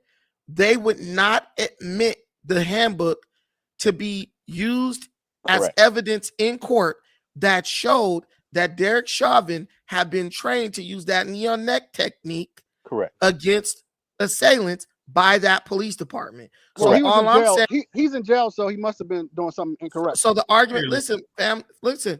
What I'm telling you is this: I don't care about Derek Chauvin either way. He got stabbed up. I was like, cool, I don't care. But what I'm gonna tell you is this: I don't have to agree with someone's argument to see the validity of it. Hey, Just Brandon, like they don't have I know to. the guys that shanked him. That's one of my men from DC. I know the dude that shanked him and everything. More But power my- to that guy. Let's put some money on his books. But what I'm saying is this: He free. I He free. see the validity of their argument, and like I can see the validity of an argument of someone saying, "Look, man, the guy should have never put his knee on his neck." But I As could a person, debunk their argument by simply saying that regardless if he was on fentanyl or not, there was a certain point in the 8-minute video which he was not moving and was not resisting, and Mhm. Chauvin maintained the knee on his neck. Mhm. What even if the knee was not the thing that caused the asphyxiation, what definitely caused him to die was, fentanyl doesn't allow you to be able to breathe, and so what he ended up doing was delay of care. And then delay of care was a direct result of him dying as well. Yeah, So but you he's could not make a that but he's argument not a now. nurse. He's not a nurse. He's a cop. He's He's a doing professional. yeah, that's fine. He's doing an arrest. But if you're not a medical professional, can't nobody hold you accountable for not acting fast enough for a medical situation. I've seen situations where the cop shot somebody up. The cops stood there 10, 15, 20 minutes while the person died. And it's like, why didn't they get an ambulance to this dude? Why didn't they call an ambulance before they even shot the dude, knowing there's a chance he's going to get shot? There's no cop who's getting arrested or going, going to jail for like, yo, you did this, but you didn't get medical assistance fast enough. That's not what happens, right? Well, they tried to do that here in Baltimore with the Freddie Gray situation, and then they all got off, but they all got formally charged for exactly that. Right. But really, the point I was trying to make is, why don't they focus on all these school shooters that look just like Charlie Kirk, instead of focusing on Chicago and Baltimore and all that? They still always turn it to us. They still always turn it to black people, which we really don't have anything to do with the situation. That's the irony of it. It's why he's sitting there running his mouth. He gets shot by somebody who looked just like him. Yeah, This but let's be This clear. white on Let's white be crime clear. is crazy, Hold man. on, Daniel. This whole thing starts with you disrespecting homos and trans at that level. Now it's one thing if us say that, but when you're going for political roles and you're an advocate and all that kind of shit like Salute, that, Brandon. Salute. when you doing all that, people are gonna take shots at you. The shit that he was saying, he needed a bulletproof glass to be behind. There's no way you go to colleges trying to talk to smaller minds because you feel like you can overtalk them and overstand them, but you don't go to bigger platforms to where older black people who can give you a real debate. You only Stop it. talking a little. Cinderoni, stop. These black folks is out here with gray hair looking dumber than college students. Please stop. Well, I mean, You know I'm that. just saying, Most of it's these more people don't even know. qualified people. Most older I'm black people don't even know. Most older black people don't even know the information enough to argue on it. And we're not arguing his security measures. Yeah, they weren't right. But you're supposed to be in a group of peaceful, empathetic liberals who tell you that they are the tolerant, accepting, peaceful group. So why does he need bulletproof glass to argue with a bunch of liberals who claim to be all about peace and love? Rhetoric. He says racial rhetoric. I'm gonna say all this the one time. more time. I'm gonna say this He one more got- time. He got his His last few questions, I'm gonna he ask you died. this question. I'm gonna ask you a question. I'm gonna ask you this question one more time. If the left is the tolerant group who loves everybody and is empathetic and all about freedom and love and anti-capitalism and all this stuff, why do you need a bulletproof glass to talk to them if they are the advocates of peace? Listen, Who it said the starts person with had to be from the left? That's a good question. Exactly. As far as I'm concerned, fuck the left and fuck the right at this point. Because Okay, if language. anybody We're trying to stay monetized. We're trying to stay monetized. If So anybody look, can sit we're up here not and gonna. let this But break, what we're not gonna double down on is F. Listen, we're not gonna double down on F the left and F the right. What I'm telling you is when you deal with these liberals, there's plenty of them in California. They roll around with bumper stickers that say tolerance, peace, justice, love, acceptance. You look, ride past their house, they got a sign on their front lawn saying peace and love and tolerance and acceptance and all that. So if you are tolerant and you're about acceptance and love and all that, shouldn't you be able to tolerate and accept a person who says things that you might not agree with? They haven't proved that he was left. That's a fact. They have proved you- it, Daniel the- Beverly. And what's even scarier? Hey, Brandon, Guys, hold on. Can I chime in real cannot- quick, man? Hold on one second. So what's the exact question? Wait, let me real say quick. this. Let me say this real quick. We all can't talk at the same time. What we can do is we can let Daniel Beverly ask his question about them proving he was left, and then we'll go straight to can't talk too much, then the TSM. Go ahead, Daniel. To me, it seems like his background, his parents and stuff were Republican, right? And on the right, he was sleeping with a transgender. But we still haven't proven. You have Republicans that are transgender. He was so listen. Dude, he was in trans discourse. This man, listen. This man was living, having a sexual relationship with a trans. He was in trans group. He was in groups online, far left groups. His father said that he became more radicalized in the recent months, and he inscribed far leftist propaganda on the bullets.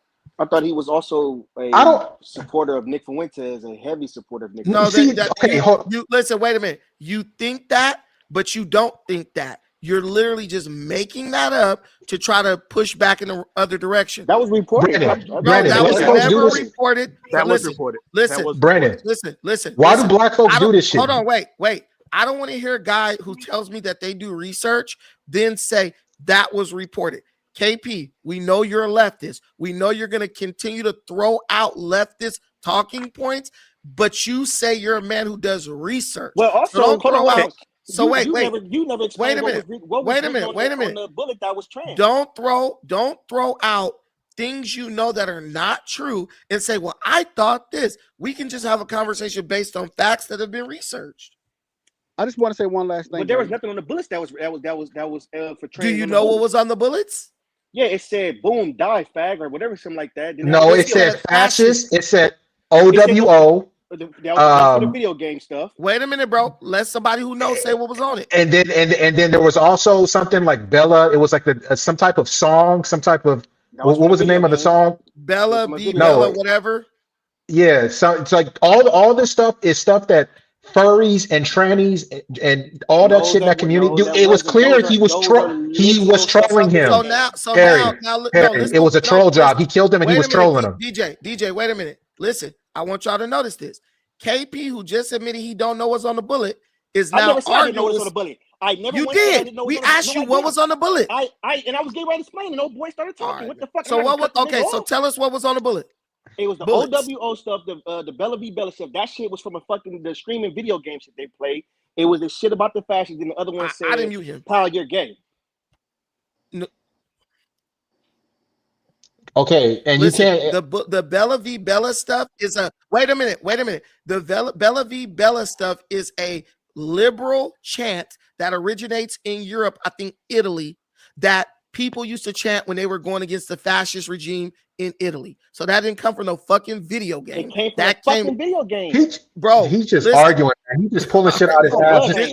You know what, Brandon. But can I this is the sickest. I'm sorry, Alan. Let me just say this one point. This is the sickest that I'm talking about. This is pattern behavior from black folks. whenever it comes out. Hey, homie. Hey, first of all, like we ain't gonna do all that group of me and nothing, homie. Hold on. Come on, no, don't take it Whenever it personal. comes out, He I'm not said taking it black personal, people. He didn't but say you Brandon, specifically. don't group me. Brandon, Listen, Brandon, wait, guys, hold on, Brandon. Let's take it back. Let's take it back really quickly. No, Brandon, let's take everybody it back stop really talking. quickly. Everybody stop talking. This is a show. There are people watching it. Let the man say what he got to say. You can't police what he say. This even shows me you're a leftist, Perry. Let him say what he wants to say. Then you can say what you want to say. You know me Brandon. too well, Tuck. We ain't gonna play them games, bro. You know me well. Hey, Brandon. I'm not playing Hey, games. Brandon, let's take it back. Let's take it back really quick to like a couple of months ago. What he has to say. You can say what you have to say. What did we do? Like what did we do within the first week of the whole Austin Metcalf, Carmelo Anthony? This is the same pattern behavior. We start just pulling shit out our ass, saying all types of facts that weren't true. Oh, he didn't bring a knife to the school. He had something to sharpen his cleats. Oh, there was a torrential downpour. Like just making up all types of shit, and then it comes out. That was a lie. That was a lie. And then nobody wants to say anything. And we stand 10 toes on it, not knowing, not waiting for the facts to come out. And then when the facts do come out, we still try to obfuscate from the actual truth. And we're doing it right now, as in what? No, you're what? Y'all doing it. You are 1,000% correct. Why do we do this? We witnessed it, and we just witnessed it in real time. These facts are already out. The transgender who he was sleeping with has come out and told on him, told he was a left extremist, told that the guy was like having all these like crazy like said that he was aware of the text messages and stuff that the dude was sending, setting up the thing. That guy's cooperating with law enforcement fully. But let me correct the Bella v. Bella thing, because this lie somehow has infiltrated its way into my show, and I'm gonna pull it. That's the beauty of this. I'm gonna pull it up real time. The Bella v. Bella is the lyrics of a song called Bella Ciao. Ciao, Bella Ciao. Let me finish. Ciao. Let me say. After World War II, the most well-known version of the song became widely associated with the Italian resistance, partisans who fought against the Nazi occupation and fascist forces, adapted the lyrics to commemorate the struggle for freedom. So if you are a far leftist radical who has been convinced that these are Nazis and fascists, they call Trump a Nazi, they call Charlie Kirk a Nazi, only an extremist is calling anybody a Nazi or a fascist. There are no Nazis in America, really. There are no true fascists in America, really. We live in a capitalist society, bro. That's what this society is. So to call somebody that is a sign that you are becoming unhinged mentally, and now you are comparing somebody who ain't killed nobody to Hitler and the Nazis who killed millions of people. This guy inscribed the lyrics of this song on a bullet. That shit didn't come off no fucking video game like somebody wants us to stupidly believe. That is radical leftist rhetoric. That is radical leftist rhetoric that he carved into these bullets. How somebody gonna tell me, a grown man, that came from a damn video game is beyond me. Now, Perry, go ahead.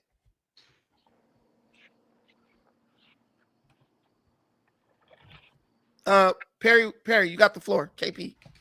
No, pass that on to somebody else. I got something else to talk about. Okay, cool. Okay, can I get in here real quick? No, we gotta go to Can't Talk Too Much. Hey, salute, Brandon. I will say this real quick. I'm gonna chime in because I support the channel. I'm gonna speak on this situation. It's a lot of people that's acting like this justified, and this coming from a black man that work hard, that's in the hood. This man, Charlie Kirk's, this situation with him, a lot of people should be discouraged and outraged about this from the simple fact this man had crazy ideologies. He did have crazy opinions, right? But man, come on, brother. Let me finish, brother. But the man gave up same way that Brandon doing right now. This man on no jumper. This man at a certain level, but he giving a platform for people to speak their voice. This man gave an open mic for people that did not agree with what he said to sit up there and state their opinion. You get what I'm saying? So if you really felt some type of way, you had a certain voice to speak on how you feel. So I don't agree with what happened with him, and I don't agree with a lot of his viewpoints, but the man gave an opportunity to speak on how you feel. So I feel like that's wrong and that's a negative thing for a lot of people that this happened to them. So I'm not celebrating it, and it's unfortunate. I'm going mute. These people don't care about the reality because they're stuck inside of like a mental cocoon, right, of hypocrisy. What Nazi is going to debate with you? What Nazi is going to actually take the time to give you a platform to disagree with them? How many debates did Hitler have and win? None, fool. He was killing people who didn't agree with him. He was incinerating people he just didn't like. So how do you so how do you care? Have you ever met somebody? Have you ever met somebody that was a Nazi? Nobody. That's what I'm saying. Nazis talk to people all the time. Nazis and Nazis and the Nation of Islam was sponsored by the same white oil tycoon in Texas. Listen, man, hold on. Let's stop this. These people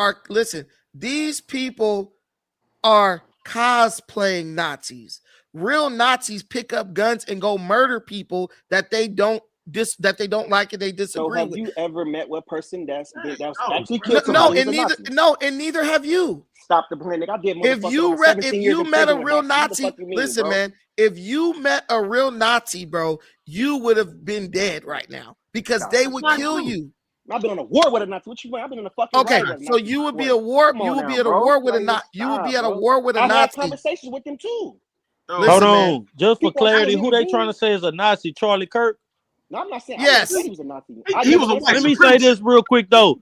When you don't have a voice, I'm gonna say this: a lot of people on this platform and who in the chat, they may not have an actual platform and have a voice. So with Brandon dropping the link, he gave a lot of people a way to voice their opinion. Same thing with Charlie Kirk. It been a lot of people that sat up there and walked up to that mic with a point of view and felt a certain type of way, and they couldn't express it articulate enough for people to understand them. When a person gives you a platform to speak, that's your chance to speak your facts or your truth. A lot of people, they got destroyed because they were speaking off emotion and not straight facts. So for that man to give people a platform to do that, like, come on, bro. Y'all should have wanted that to go on, not stop it. What I don't like, and I think it's very telling, you ask people, you give them the chance to speak. I don't want to speak. Then as soon as you start saying they don't like, then they interrupt you. That to me says that they don't even believe the stuff they try to say. They're not here to really. Well, I didn't say so. If you're gonna speak on me, we're gonna put that. I didn't give a fuck about that. I thought I'm gonna talk about something totally different. I'm gonna let you speak. I'm gonna let you speak. Listen, we're not gonna do that, bro. Look, we got too much love and respect for each other, so I'm not gonna let you play me on that situation. I got too much love and respect for you to go that far with you. And I got too much love and respect to say I gave you the floor to say what you had to say. You said I want to talk about something else. Soon as somebody starts talking about something you like, you start to interrupt them. No, that situation. That's not what I'm saying. That's not something I was on. Okay, so I'm gonna let you talk about what you want to do. Do what you know. Can I get in and just say one thing about Percy? I still want to hear you address what you said about the bullets that had the video game. He wants to talk about something else, and you didn't address that. You said you was off that once we proved you wrong. So what's up with that? Okay, so are you willing to own up to that? I told you as a man, I'm not speaking on that. So I'm just asking, are you willing to own up to that? You were proven wrong. DJ, if he don't want to okay, so you're wrong and you don't want to admit that you were wrong and you were confident about it. Listen, man. Anything, but I'm telling you as a man, I'm not going to speak on that. So shut the fuck up. DJ, we don't gotta you were wrong. Typical. It's typical. Okay. All right, look, guys. But before we move on, can I? If I ask you to stop doing something or talking, if you don't listen, I'm gonna take you down because I'm not here to antagonize people. We want people joining the conversation, not being afraid because they don't want to get antagonized. What I'm going to address, and then what I'm going to say about this real quick is what I'm going to say. Then Alan could talk. Then we could go to what KP wants to talk about. Look, Odenani, this guy's in fucking Britain right now, bro. He literally says Hitler started with rhetoric. Hitler did not start with rhetoric, bro. I'm going to need you to know a little bit more about the history of the continent that you live on.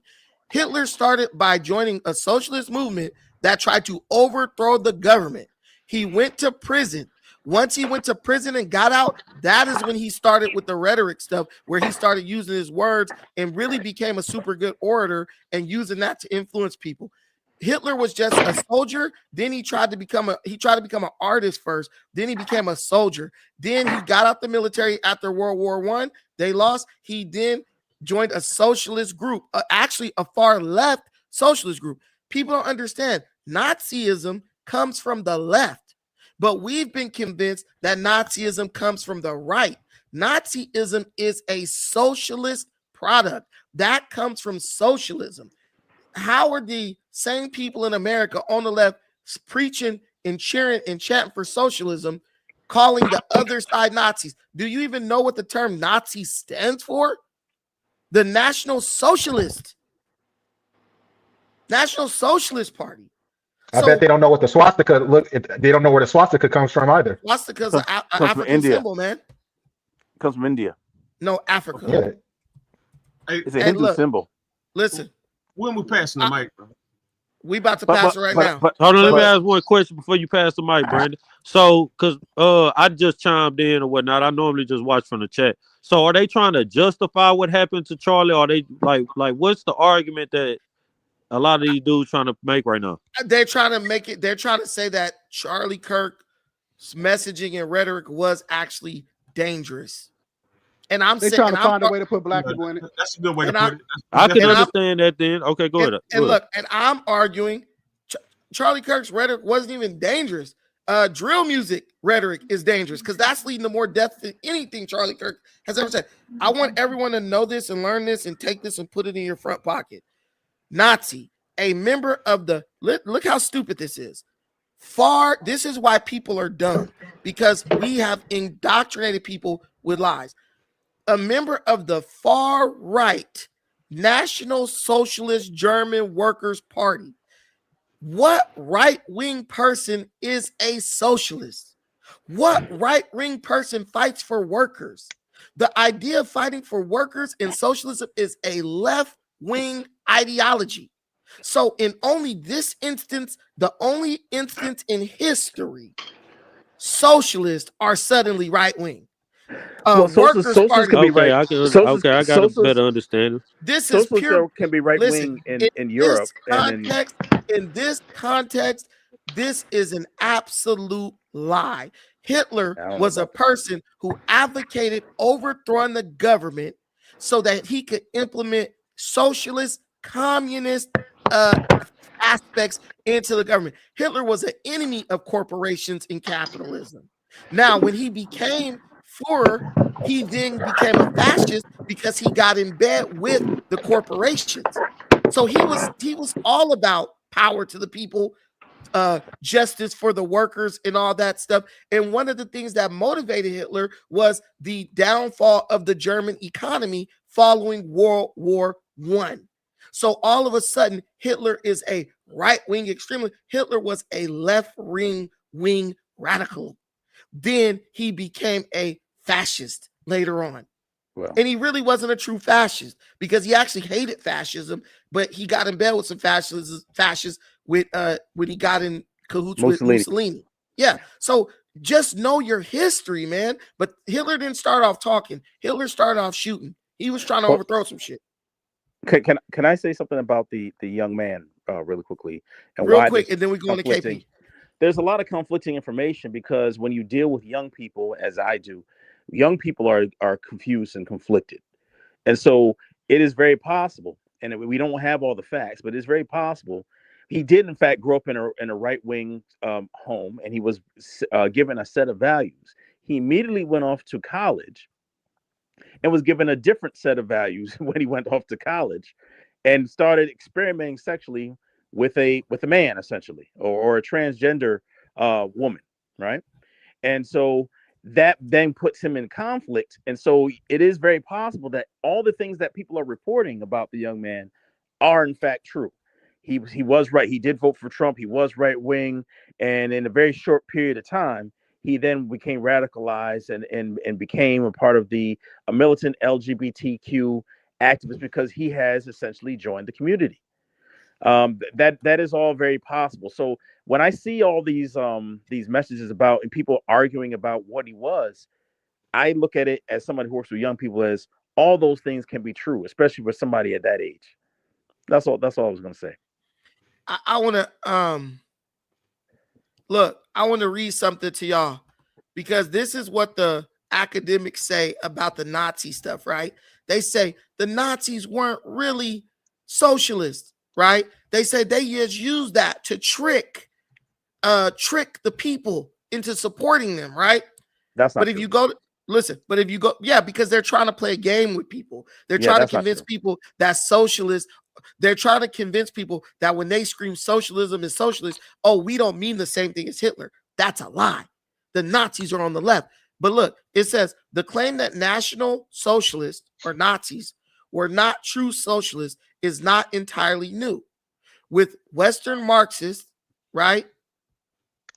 While Western Marxists and socialist economists and historians with Western Marxists and socialist economists and historians distancing themselves from Nazism by claiming that Hitler and his followers were actually capitalists, the historical facts of the Nazi regime, however, leave little room for doubt. The National Socialist Party truly was ideologically socialist in name and in deed.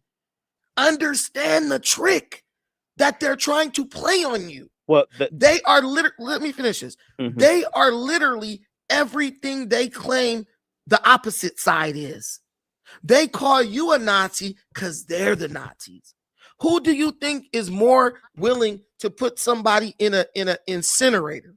Me, a conservative Republican, knowing me, or a transgender person who has been radicalized into thinking that everybody wants them dead? They're going to do it before I'm going to do it. How do I know? Because they're quicker to go pick up a gun and murder somebody based on what they believe. These people are shooting up preschools. Understand this. They're shooting up preschools. Do you think they will have any hesitation to push your ass into an incinerator? Hell They're no. killing innocent children who have nothing to do with anything going on. But they're convincing you that I'm the guy who's going to put you in a concentration camp. That is stupid to even believe that. Yeah, that's like a wolf. That's like a wolf telling you should watch out for the duck. No, fool, you just killed something around the corner. You just bit a damn deer in the neck and killed it. While this duck was over here just quacking. But you're gonna convince me. Go ahead. Check this out. This is where it's about to get real crazy. And I'm gonna address this question to the floor.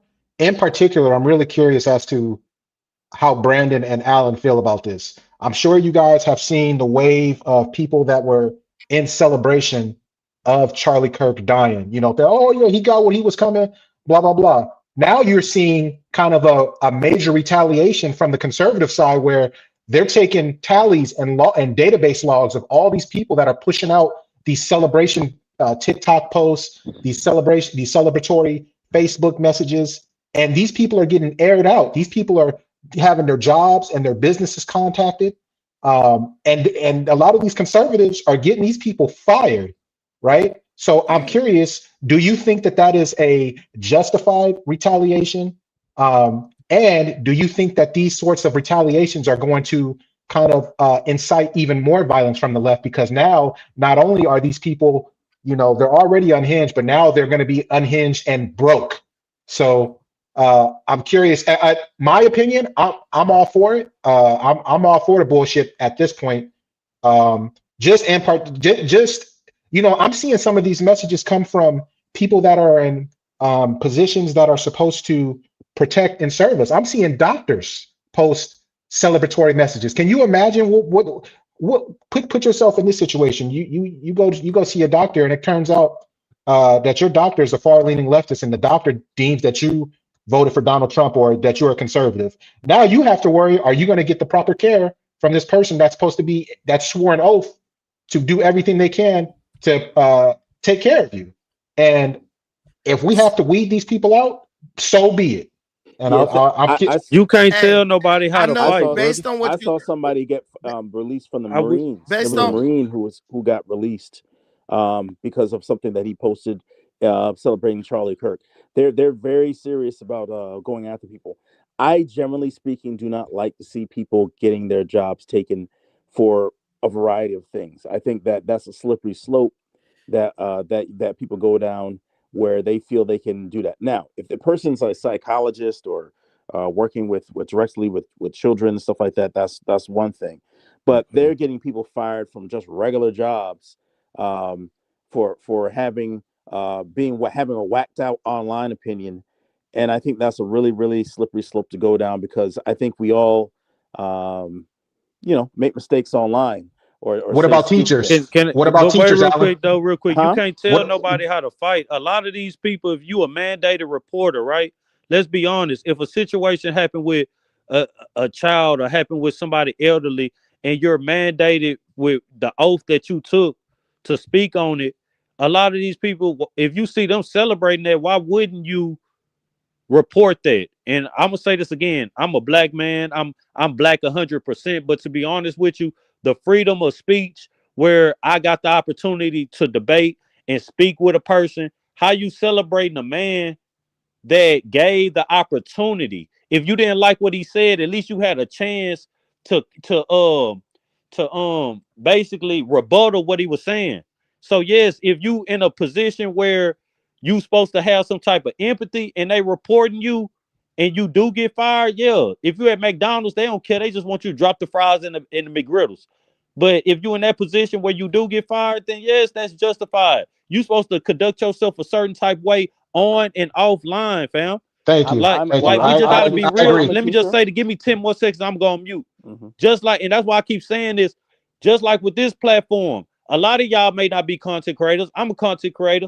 I have my own voice, but you're getting a voice from this man opening up his platform. Same thing Charlie Kirk was doing with going to these campuses. And now a lot of people lost their voice. I'm on mute. Salute to y'all. Thank you for giving me the platform too, Brent. Well, Hey, I'm a no worries. teacher. No worries. But what I'm telling you is, just like the brother said right here, when you become a nurse, right, there's a code of conduct that you have to live by, or you lose your job. And Hey, DJ was talking about this. DJ was talking about this, and I think this lady then took her Instagram down. I think he's been following this situation with this Michaela Elise chick. Is that what you've been following, DJ? That nurse Man, chick who she I've been following you, all of them, all the cases. okay.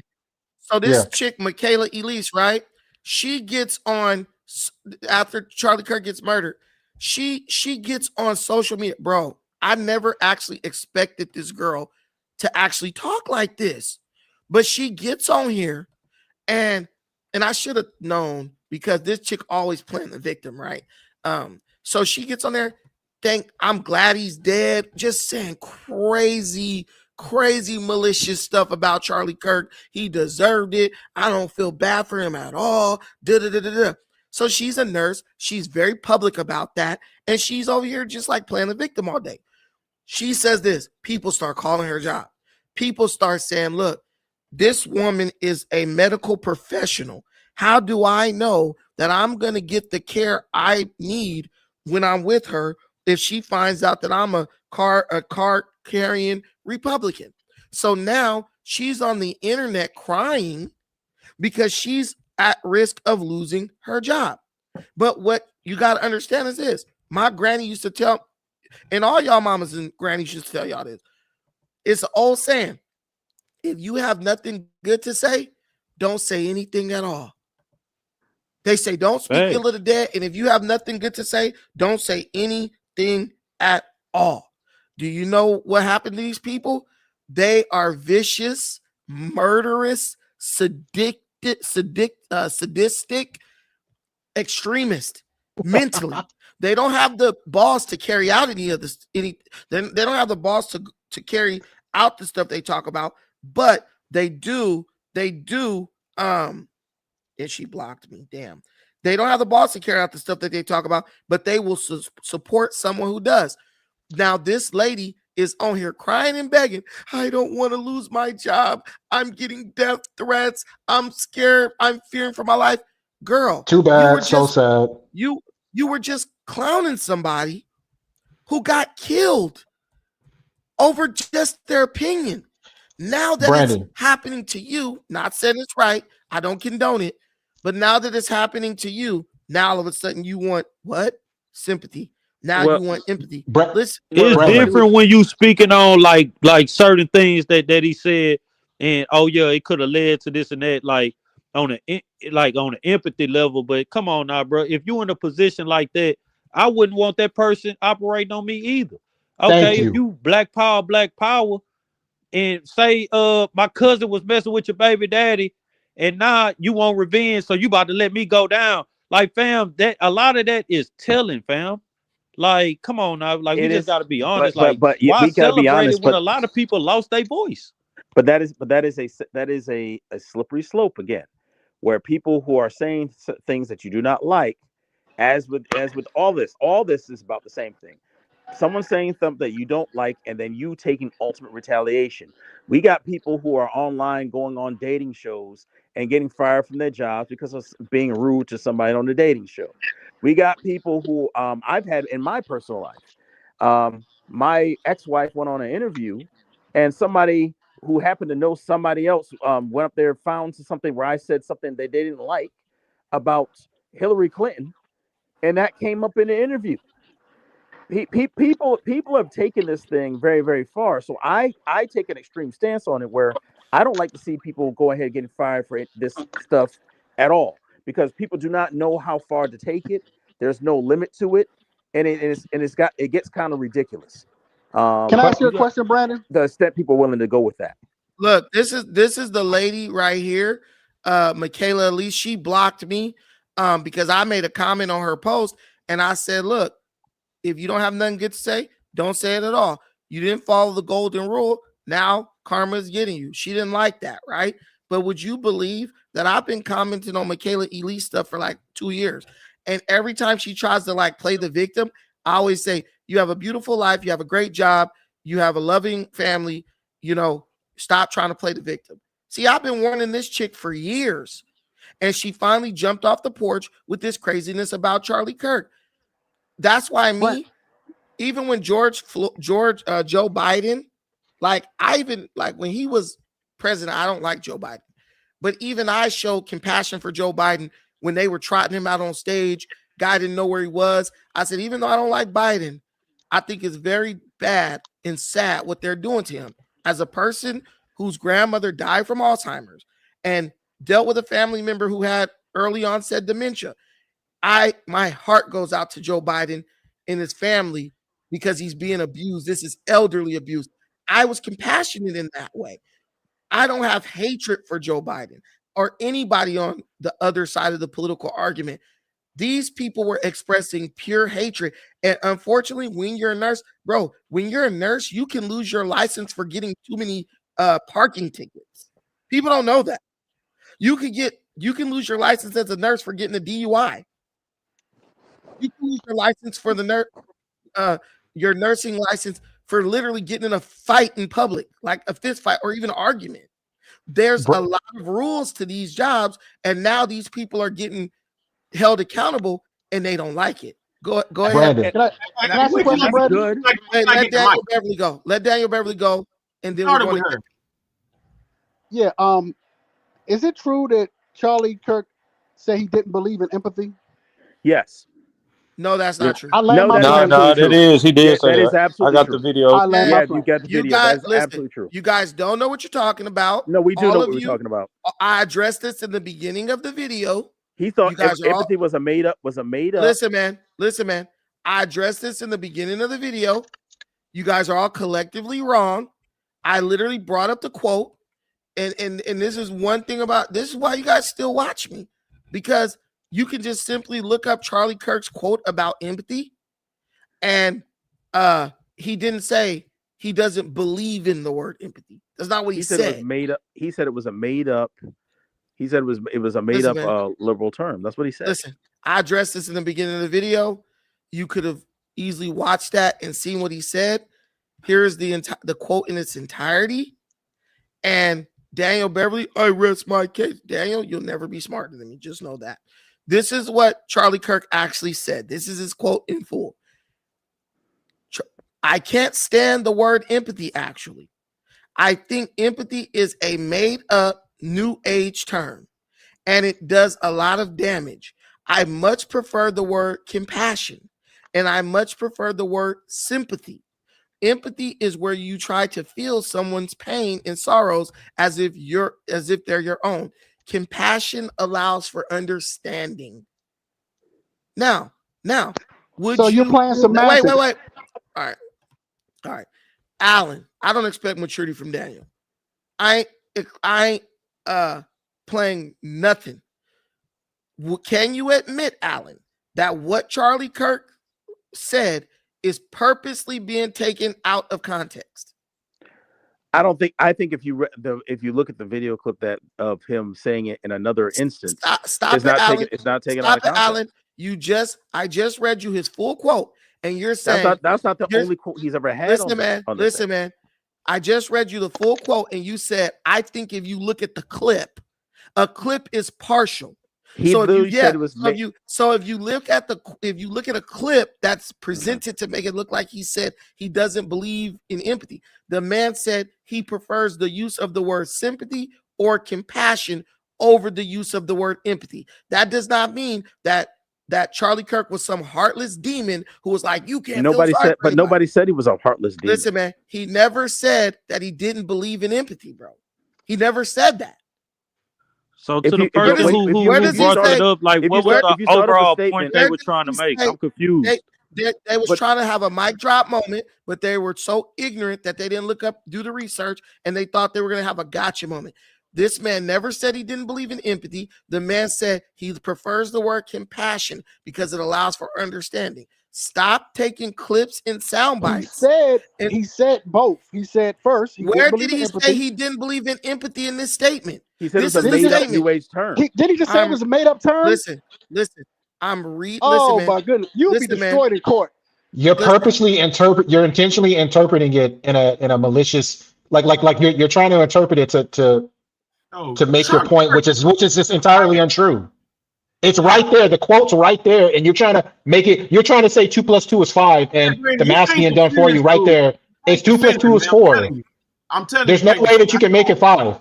I never heard of him until he got shot. I looked into him and listened to him and things like that. Like Dude said earlier, he had some obvious good points, but the dude was a fucking racist, man. Let's stop with the games and stop pretending like it wasn't what it was. There was nothing he ever did he never did anything racist. So did he say Dr. King was a scumbag? Are you serious? Cinderoni, what did he do that was racist, Cinderoni?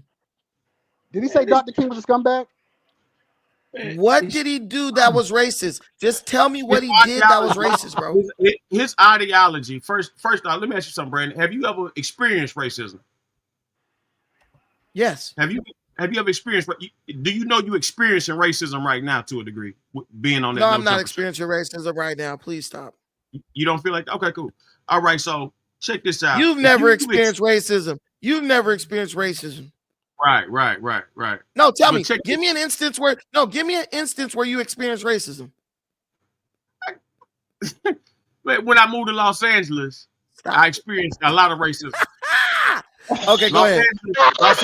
Los Angeles is one of the most racist cities in America. Can you give us an example? Specifically, please, just one example, Ronnie. I give a prime example. Bel Air Country Club, one of the most racist country clubs it is, but it's one of the most luxurious ones. But I already know my aunt worked there. Yeah, the staff is racist. So my aunt works there. Why would they hire black people if they're racist? Well, I mean, she can serve, and but the staff is Mexican. And the staff is Mexican. I bet your aunt ain't a member. Wait a minute. Listen. The staff of Bel Air Country Club is Mexican. Is Mexican. So what? They always let us serve. Hold on, wait a minute. You can cut grass. You can serve drinks. Yeah. And okay, how many members are black though? How many members are black? How many members are black? Wait a minute. No. Wait a minute. Wait. This man is saying I experienced racism. Okay, cool. Where? Bel Air Country Club. The staff of Bel Air Country Club is Mexican. How do I know that? My aunt works there. Well, she used to. She might not Mexicans be racist and shit to black people. So I don't know what your point was. What I'm trying to tell you is the majority of the racism that black people experience doesn't come from whites. It comes from Hispanics. Oh, whoa. They white adjacent. Listen, Brandon, you can't rearrange my story. Let me tell you something. Okay, tell me what racism. You still ain't got to the part where you experience racism. You just cut me off. I'm gonna shut up. Everybody be quiet. Cinder only got the floor. Let's go get a full conversation here. Okay, so my experience with racism at this Bel Air Country Club situation. Okay, you got racist white staff, member population It might be a handful of blacks compared to, hundreds of whites and things of that nature. So, okay, let's go with the racism I experienced. Okay, me being me, a professional, knowing, how to do the job properly, I had to go through a bunch of white nobody's just coming up out of nowhere who just now learning the job. I've been doing this since I was 13, so that's over like 10, 15, 20 years at the time. They're just not getting started because they're white. They get to go out first. They get special privileges. They get all kind of different, perks of being white at this location. Then you got the legal aliens that they'll let go so they can talk to them like they're not shit. Tell them to lick the dirt off the ball and, just treat them all kind of shit because they don't really understand. Lick the dirt off the ball. Come on. Man, listen, man, you can't rewrite my history now. You know what I'm saying? I mean, but the thing is, though, I get that you are doing shock jock activity at this point because Charlie Kirk was hands down a white supremacist. And the way that you're co-signing this guy, this has to be for clickbait. My brother, I asked you, what did Charlie Kirk do was racist? You couldn't give me that. Then I said you never experienced. Then I said you never experienced racism. You started talking about. Listen, you start talking about. Charlie Kirk ideology and things he spewed out his mouth were hands down racist. You don't even know this man's ideology. You said, let me just, can I say this real quick? This what I'm not understanding though. To get your way, real quick, brother. Wait, hold on. Everybody got to hold up. Listen. This man said Charlie Kirk's a racist. He also said, I just found out about Charlie Kirk. I watched a couple of clips. I did a 12-hour show on him. I showed clips. Hold on. One at a time. You can't find a racist clip of Charlie Kirk on the internet at all. So I know if you going off the internet, you ain't finding nothing. You might find Charlie Kirk on Twitter. Listen, yes, you might find somebody talking about him being a racist. So then we shift the goalpost to I experienced racism because I challenge every black person with this one. Yeah, I asked you about if you experienced racism. How did you experience? You switched it back on me, and I gave you an example, which you gave me none of yours. So listen. So I said you experienced racism. Yeah, Bel Air Country Club. First of all, they don't even have to hire you. A truly racist institution ain't even gonna hire you. Let's be real. Why? They don't even want you around. The KKK ain't gonna hire you to even cut the grass. Okay, they're not. Then, no, I'm not. I'm saying exactly what you. I'm going. They don't have to hire me. A true KKK. Listen, man. A truly racist establishment is not even gonna hire you. They could make up any reason to not hire you, bro. So what I'm telling you is, I also said my aunt works there as last I checked. She was working there. She loves the job. She gets all types of free perks and stuff like that. She doesn't even have to be a member because she can go there and do a round of golf or anything for free because she works there. I don't know exactly her job, but I think she's kind of high up. Listen, my aunt works for the VA, right? That's where she's been for like 35 years. She got a second job working at the Beverly Hills Country Club. Whatever she was doing, I don't know. These are two different establishments, bro. What I'm telling you is this woman has never come to me about anything racist. When I used to talk to her about this, because I don't even talk to her no more. When I used to talk to her about this, she used to just talk about how much she loved it.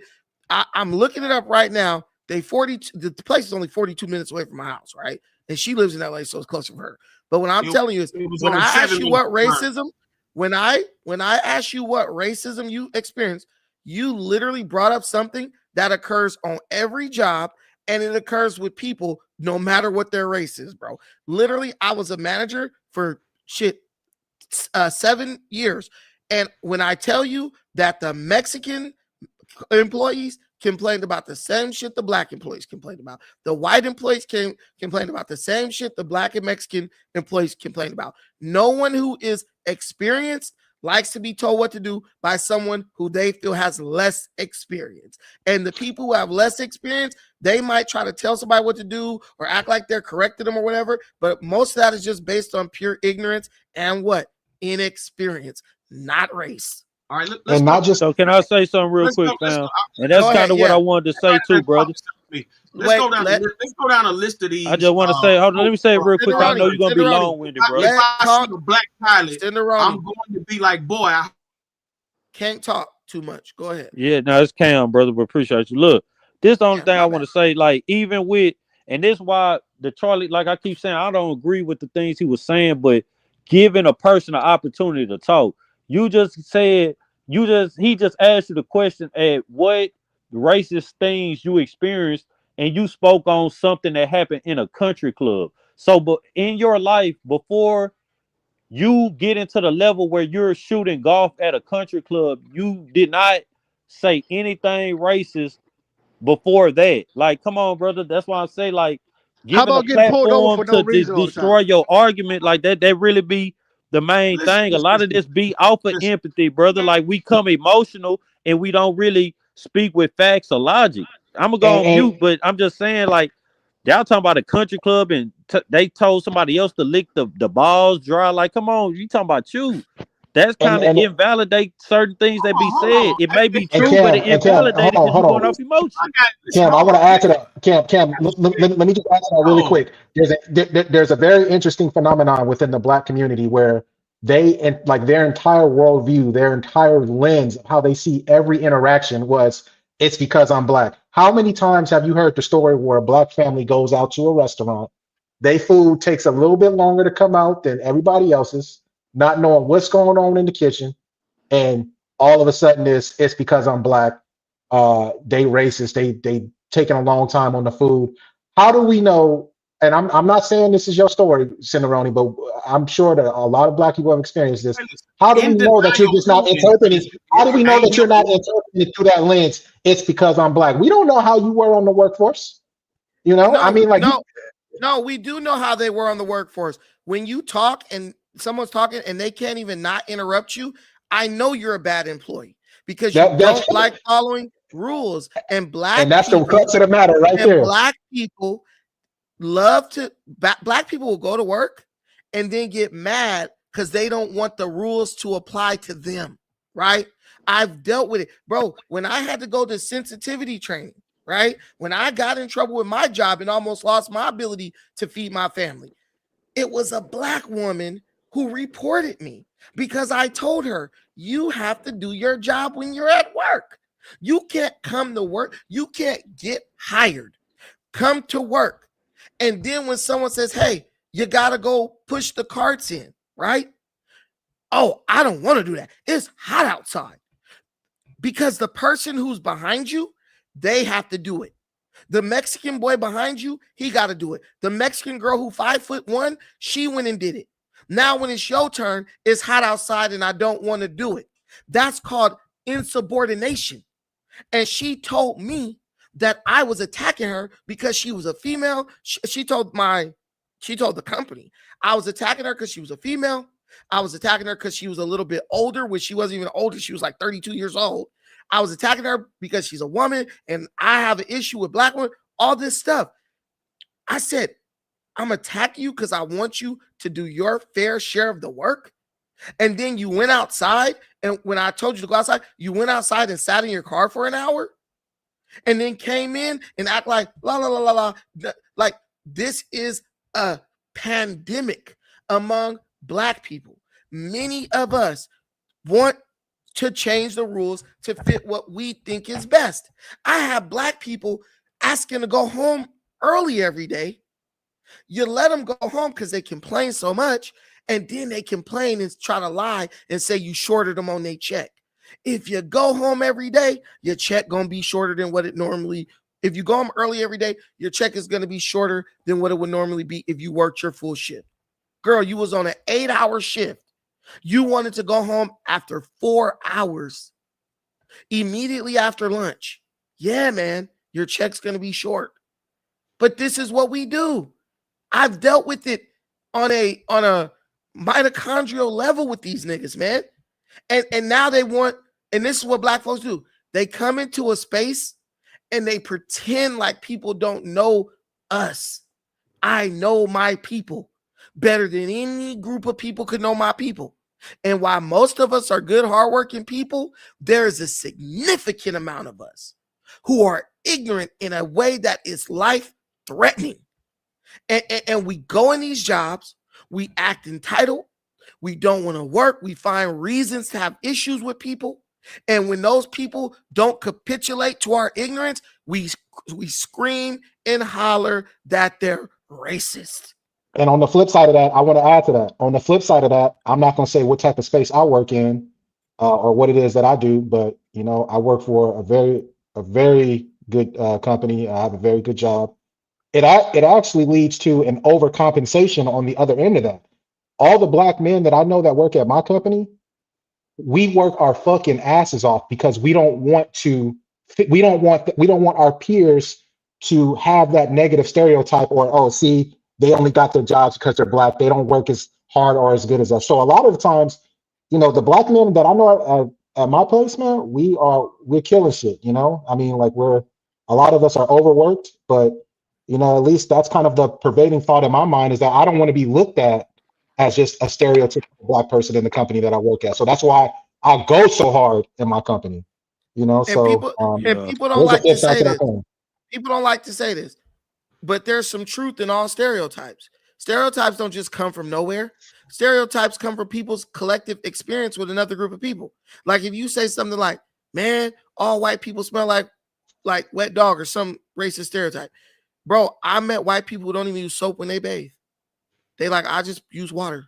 Well, damn, that kind of adds some truth to the stereotype because your ass is musty, right? Is that me saying all white people don't use soap? No, of course not. But what I'm saying is I could see why someone could come to that conclusion. When I meet a person who don't use soap when they bathe and they say when they grew up, our family didn't use no soap when they bathe. I'm like, so that's at least 10 to 20 musty motherfuckers walking around right now smelling crazy. So if you say all black people love chicken, shit. I used to think that was a stereotype till I got around some niggas who I went camping and I had a nigga wanting to leave the campsite to go into town to go to Walmart to go get some fried chicken. I'm not even lying. Dog, listen, I'm not even lying. Listen, on my baby, on my daughter, I'm telling you right now, we were camping like 40 miles up into the wilderness. Bro wanted to drive down this hill. Nigga said, where the church is at? Man, this nigga said, Brandon, when you go, I want to say one thing for a second, Brandon. White folks don't like fried chicken too. Are you really about to play like everybody don't like fried chicken? Listen, bro. Listen, bro. I don't care what you say about white folks. I'm talking about niggas right now. If somebody tell me, hey, Conrad, you know what I really could go for right now? Some fried. Wait, I'm calling his ass right now to see if you remember this shit, bro. Hello. Hey, bro. What's up? Remember that time we was at the land and your ass drove all the way to Walmart to get that fried chicken? I think I do remember that. I was telling my audience, I said the homie left the campsite to go to Walmart to get some fried chicken. Oh yeah, we did do that to go get some fried chicken. Yeah. All right, I'm gonna hit you back. Damn, bombshell. So let me. Can I say that for 10 seconds, real quick, bro? A lot of things be emotional, fam, and that invalidate your point. And then sometimes, like they used to say in school, well, I don't know who did it, so the good got to suffer for the bad. If this brother sit up here and say he'd experienced racism, then we sit up here and we compare and contrast. We listen to the story and we like, well, damn, that's just some regular stuff that's going on.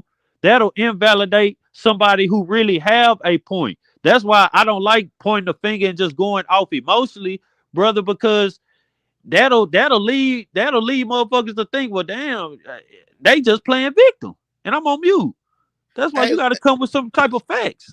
Listen, man. So we calling it hunger. Black people who's in hunger. What are we calling that?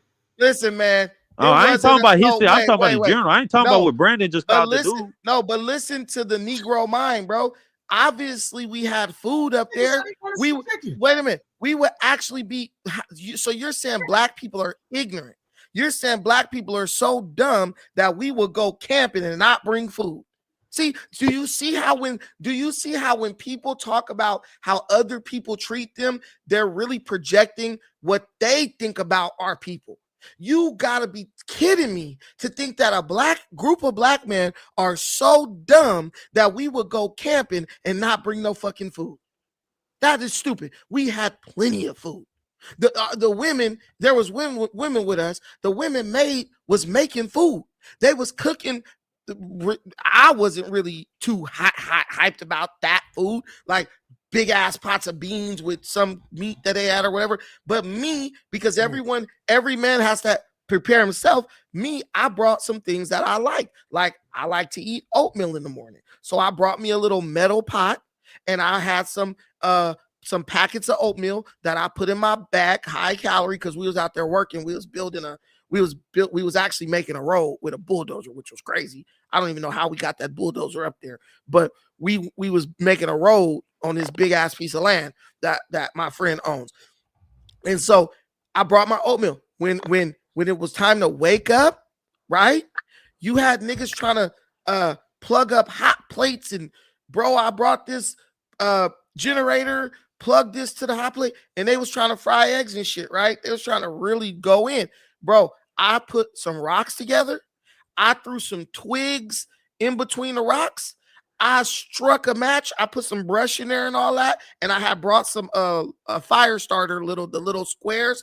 I threw that in there. I lit those twigs on fire. I put my pot right on top of the twigs that was on fire. Got the water up to a boil. Got some water out the little creek. Got the water up to a boil. Took the water, poured it in my bowl, my little steel bowl. I had a steel bowl and a steel spoon set. Poured it into my oatmeal, stirred that oatmeal up, ate that oatmeal. I was ready to work because I came there to work, because we were there to do a job. Now, as I finish eating, my boots is on, I'm strapped up, I'm ready to work. I walked to the main area of the camp. Man, we got niggas out here with hot plates trying to cook eggs and sausage and all types of shit. I'm like, bro, like we camping, and we working. So we supposed to be, everything's quick, right? We can have a bigger, more elaborate meal at night, but that's us. We love the creature comforts. Black folks are very comfortable in America now. So, and what helps us maintain that comfort is by screaming and hooping, hollering that everyone is racist when they do something we don't like. It ain't about racism. It's about Charlie get killed by a white dude? What? Didn't Charlie get killed by a white dude? How we get to lecturing black folks again? We put ourselves in it. We stay getting lectured because no matter who do what, we end up getting lectured. Soon as the white dude killed the other white dude, niggas was on the internet celebrating. And like white people celebrate every time a black kid died. I don't what think did Charleston White do? What did Charleston White do when the news dropped? That motherfucker made one of the most disrespectful videos you could ever hear, man. Send me a video. Send me a video. He does that to black and white people. Send me a video of white Charleston people. White does it to black and white people. Send me a video and of white people. Listen, bro. Send me a video in our modern age where you have white people celebrating the death of a black kid. You won't find it. You gotta be out of your mind. Okay, well, send it to me. You're gonna tell me you ain't seen white people on make this fun app. of oh my God. On this app. You done took your tuna to a new level, dude. Listen, guys, on this app, you can literally message in the private chat with links and all that. Send me a video of white people collectively celebrating the death of a black person the way black people are over here. So racism exists? You don't have to interrupt me. You don't have to interrupt me. Listen, show me a video of white people collectively celebrating the death of a black person, making TikTok videos, making YouTube videos. He got what he deserved and all that stuff. White people are capable of celebrating death. There's white people celebrating Charlie Kirk's death, but you will not see any videos by white people. Do you remember the Trayvon Martin Plank? Do you remember the Trayvon Martin Plank? Exactly. Bookie full of shit. Yes. There were a couple of white kids. It was not billions, adults. it was a big ass plank thing. Man, please stop. Billions of people were not doing that. It was That's a lie. They literally look though. Why would y'all want to take this moment to validate? Okay, well, damn, this person died. Wouldn't you want to turn the other cheek if we experiencing so much racism and outrage, fam? Like we it's not. feeding into it so Oh they my can God. target us. No, Like, well, damn, they the That was black people Bigger bullshit. than what celebrate. he is. Listen, They're blowing him listen, up bigger than what he is. That's why guys. the Wait, criticism and everything no, is he being was big, put bro. They're having people in Korea are doing racist people. marches saying we are Charlie Kirk, bro. Stop it. He was a worldwide phenomenon, bro. Here's what I'm telling you. That's hilarious. This Korea is what got I'm paid telling. actors. All right, man. This is what I'm telling you. Black people claim to be better and superior to white people, but anytime we engage in animalistic behavior, our excuses. Well, white people do it too. Like, is that what we're gonna do? Are we gonna keep playing this shell game? We Yep. better We're than gonna white match folks. energy. We We're taught gonna match no, energy. No. you're Shit, That's if ignorant. what we We're gonna match oppress energy. like y'all say, why would we match energy? If we oppress, why would we validate the points that they speaking on? Nah, I'm talking to my own Point blank period. I'm gonna say this: if a person being racist and they terms and they dialect is racist, fam, I'm gonna point it out and I'm gonna give facts behind it, fam. Like for a person to sit up here and be able to tear down everything you say and invalidate everything you say, that make you look bad. Your point may be valid, but guess what? You can't express it properly. Like you got. Look, look. I'm telling you right now, black folks have the worst argument on earth about racism because they say white folks racist, white folks this and that, but do every single fucking thing white folks do. Listen, the people disrespected Charlie Kirk. They're not doing that because they have an issue with Charlie Kirk. They're doing that because the white liberals told them to do it. That's why they're doing it. But they can't accept, damn, I'm mind controlled by some race that I claim is racist against me. Yep. Black folks don't even think about politics 9 times out of 10 throughout the day. But the minute those people on CNN tell them, well, we got to hate this person, guess what they start to doing? They starts to hate them. Yep. There you Joe go, brother. Rogan. Joe Rogan has said more racist stuff than Charlie Kirk. Black folks tried to go at him and got shut down. You know why? Because the white folks didn't agree to go after him. Hey, Tuck, can I ask you a question? Go ahead. Do you agree with the Anti-Defamation League statistics that 71% of the mass shooting has been done by right-wing extremists? Do you agree with that? Nope. Okay. Yeah, because the ADL, see, this is what I'm trying to tell y'all. Black folks will say something about Zionists and then go try to use facts from Zionists to like debunk you. No, I don't agree with the ADL because when Elon Musk threw up a Heil Hitler arm, the ADL said, no, that ain't no Heil Hitler. See Kyle? That ain't that.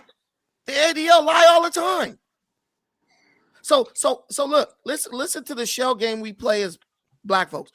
When the ADL said Elon Musk did not throw up a Sikh Heil or whatever it's called, they lying. They can't be trusted. Those are Zionists. But when the ADL say 65% of all mass shootings by right-wing extremists, oh, all of a sudden they telling the truth. Listen, y'all got, listen, but here's the thing. When the FBI brought up evidence against Martin Luther King and Malcolm, black folks say that's a lie. The FBI can't be trusted. But when the FBI, when they was operating for Joe Biden, brought some bullshit up against Trump, all of a sudden, boy, everything they say is set in stone and is pure truth. I don't play those type of ignorant games. I don't play those ignorant games. So at what point do we start trusting? What point do we start trusting these sources? Yeah, I mean, because like I'll never trust the ADL. Never. What about the FBI? Fair point. Never. Not even with Cash Patel. Not even with Cash Patel in office. So at this point, can I ask you a question? So at this point, anything that's being reported from the FBI revolving this case, how can you call it to be fact? I don't. I mean, because they saying that the FBI talked to this alleged trans nigga, right? Right. But at the same time, they also saying the FBI spoke to this dude and he ain't said nothing, no motive, no nothing. So we truly don't know what the fuck and why he did it. We truly don't know that. We truly don't know his reasons. I don't even really listen to the FBI about what they talking about What I'm gonna go off of, but that's what the information of this trans thing. What came I'm out, gonna right? go off of, what I'm gonna go off of is common sense. Why would a right-wing conservative kill Charlie Kirk? Because Tell I me. mean, listen, K- from what no, something KP. I seen. Listen, So something I Brandon, seen said, Wait, hold do on. you think Charlie guys, Kirk is good for man, black people? Cinderoni, you don't hear this man talking? I thought the floor got a chance It's to talk. open. It's open, but not when he's in the middle of making a statement. Go ahead, Perry. So for one thing I seen, and I seen this on multiple different things, that this kid was an alleged follower of Nick Fuentes. Nick Fuentes had a very dislike for Charlie Kirk. Can we both agree on that? He always said that Charlie Kirk wasn't right. He wasn't right wing enough, far right for him enough. Mm-hmm. And then he also was he was just crashing out on Charlie Kirk about a week or two ago when Charlie Kirk was making his claims against Israel, and he was making his claims against the Epstein file and shit. So I'm saying this, just me. At some point, a motherfucker can say, "Hey, this nigga is falling off the wagon too far. Let's get him out of here." That's not a fucking that can never happen. Shit like that happens all the time. People knock their own people down on a regular basis. When they feel like a person is going against them too much, they can knock them down. Just because let's just say if he was fucking a trans, all trans are not left. One of my coworkers is a fucking conservative, and he's transgender. He's a hard body conservative from Huntington Beach, wherever the fuck you from. Okay. So I'm just saying like that. We can't just sit there and eliminate it. All I'm saying is if you're gonna say the FBI, you don't trust it, then why trust anything right now that's being said? Because this kid never said anything. He's never came out and said why he did what he did. What I'm telling you is in the last several malicious attacks on college campuses, these have all been left-wing radicals. When hostages were taken at Columbia University, left-wing radicals. When Tennessee, when someone went into a preschool and killed a bunch of little preschoolers, left-wing radical transgender. The same day the kid killed kids. Let me finish. The same day killed the kid in Colorado. He was a right wing. Let me finish. Minnesota. Somebody went in a preschool or whatever, killed a bunch of little babies. Left-wing extremist transgender radical. What I'm telling you is the people who have been perpetuating the assassination attempts and the political violence. George Floyd, Summer of Love, left-wing radicals, burning down buildings, doing all that.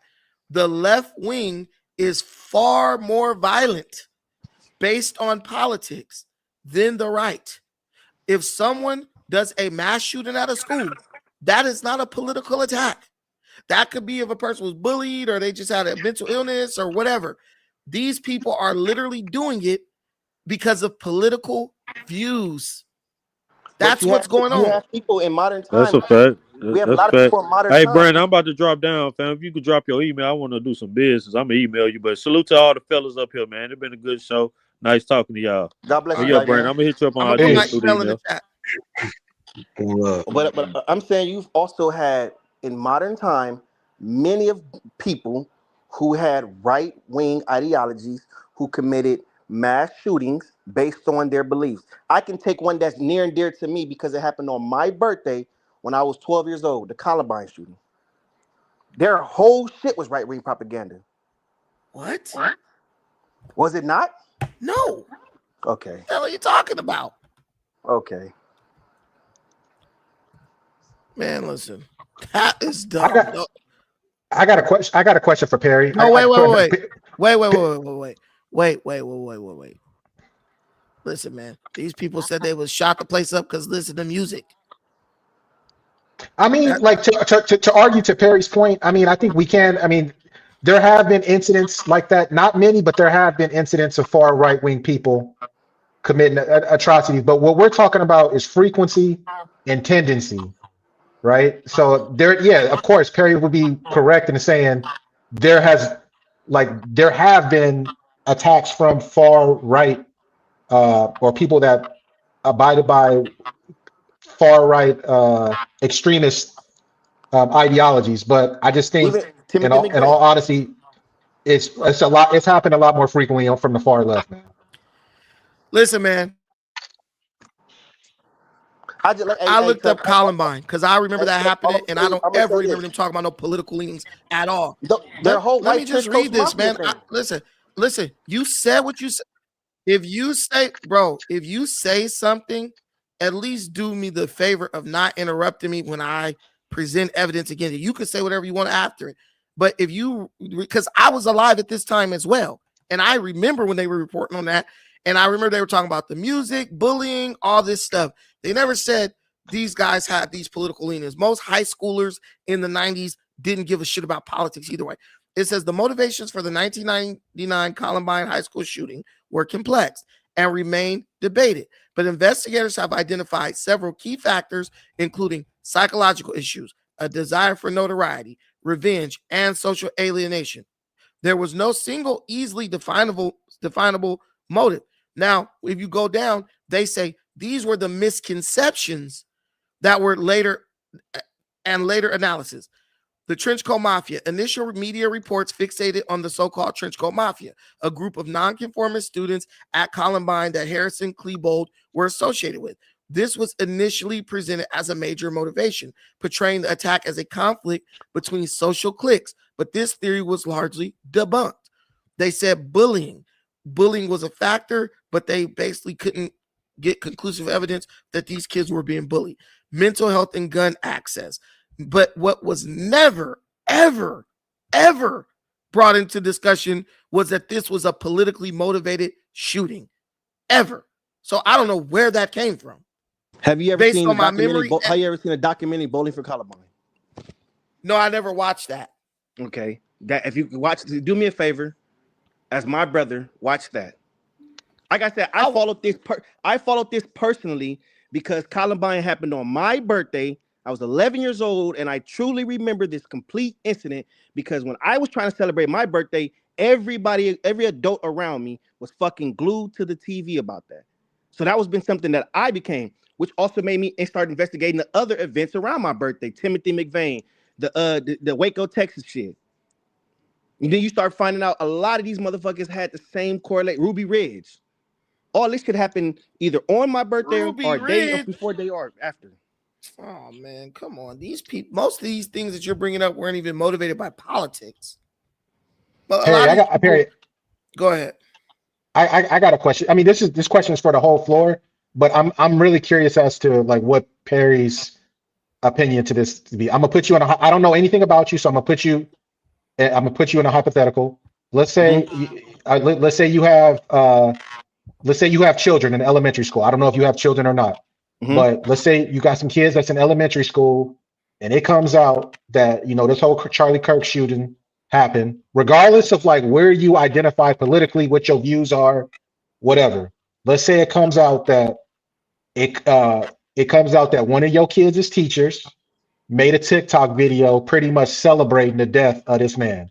Regardless of how you identify, does that not give you pause or concern as to what this teacher could be indoctrinating your children with? You don't know, you at work all day, so you don't know what this teacher is telling your kids. But based off of that alone, you see your child's teacher celebrating the death of another person. Does that not give you any type of pause or concern? I mean, yes. I mean, I've seen it. I've seen it happen another way. When I was in high school, we had a teacher who was very, very pro-black, and a lot of fucking people complained about him. It was actually, I can say it was actually black people that complained about this man because they didn't like the rhetoric that he was spreading. He was spreading a lot of very pro-black. They called it black nationalism. The things that he was speaking on. He was a Nation of Islam. Brother name was Mr. Majoon, and that's all he talked about. Taught history, and that's all he talked about. And a lot of people, I mean, in school, in public schools, private schools, whatever, in the American school system, it's indoctrination. Okay, I got a question. So, do you feel comfortable with a white supremacist teaching your kids? Do you feel comfortable with a white supremacist operating on you? I don't. Do you feel comfortable with a white supremacist pulling you over? Do you feel comfortable with a white supremacist judge judging you? Do you feel? How do you know somebody is white supremacist? How do you know these guys are white supremacists? That's how can you just say that? How can you just say that off the jump? Like, so if a white cop pulls you over, is he automatically a supremacist? Yes. Based off of him being white? that's not the question. That nor was that the statement. I asked you. How do you identify? Wait, bro. Wait, Cineroni, hold on, bro. Listen, no, it's a very basic question that needs to be answered. How do you know that this cop is a white supremacist? Well, I'm assuming that he said that statement because based off the statement this guy made was you're already in the knowing. So I want to know a simple question. I'm asking a very simple question that needs a very simple answer. If you get pulled over by a cop, how do you know this cop is racist? If you weren't doing what they said you did, that's one way. That's not what that. No. It was a rebuttal to what he was just speaking on. As far as I had a white cop pull. Listen, man. I had a white cop pull me over, and this wasn't before the age of body cameras, but this was before the age where Long Beach PD wore body cameras. Right? This cop told me straight up. He said, "Man, I just pulled you over because I have to make my quota. Go to court, plead not guilty. I ain't showing up. You good. You ain't got to pay it." Went to court, pled not guilty. They gave me another date for a trial. Went back, cop didn't show up. I got off. Did he pull me over because he was racist? Or did he pull me over because he had to make a quota? So in the age of quotas, now that we know that exists, because that's always been a thing, how do you know that the cop pulled you over because he's a racist, or whether or not the cop pulled you over because he's a racist, or the cop pulled you over because he's trying to make a quota, or the cop pulled you over because you look suspicious, or the cop pulled you over because he got a report of another car that was like yours that was involved in something? How do you know that?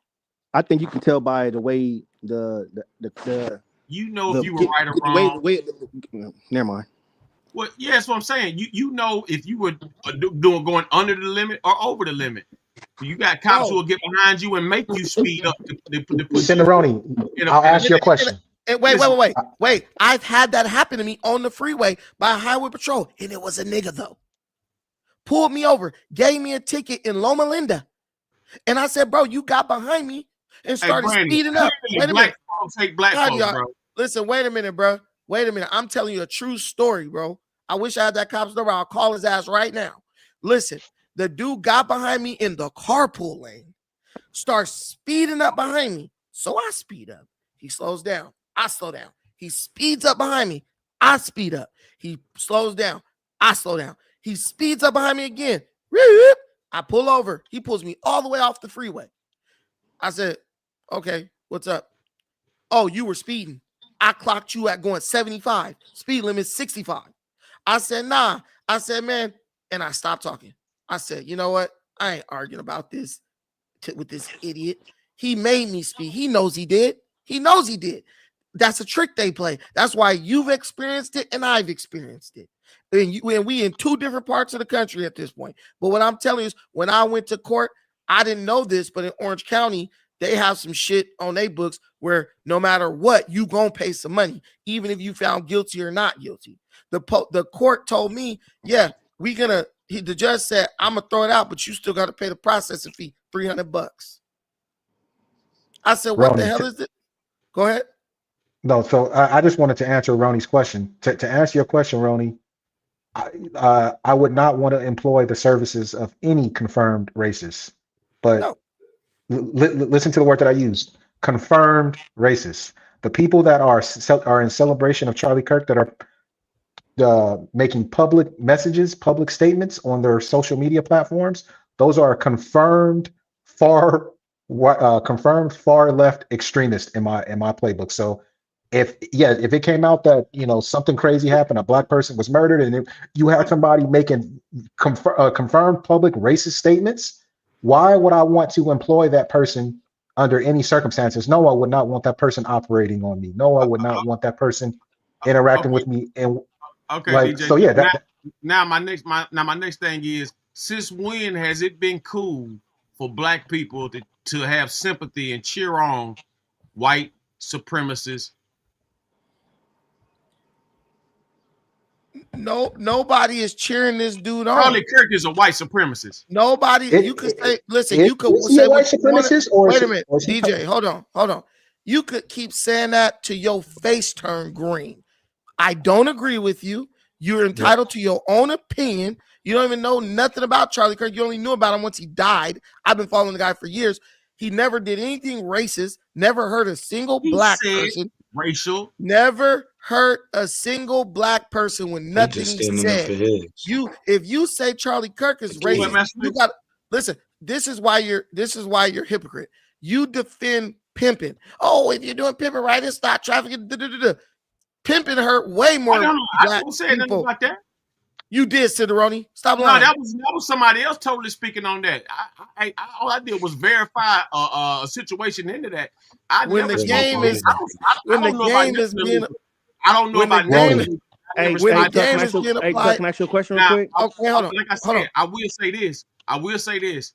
I didn't know about this piece of shit until he got assassinated. Then when I did a 12-hour show on him and let him get a chance to get my own assessment of him by hearing what he had to say, let him talk and all this kind of this and that.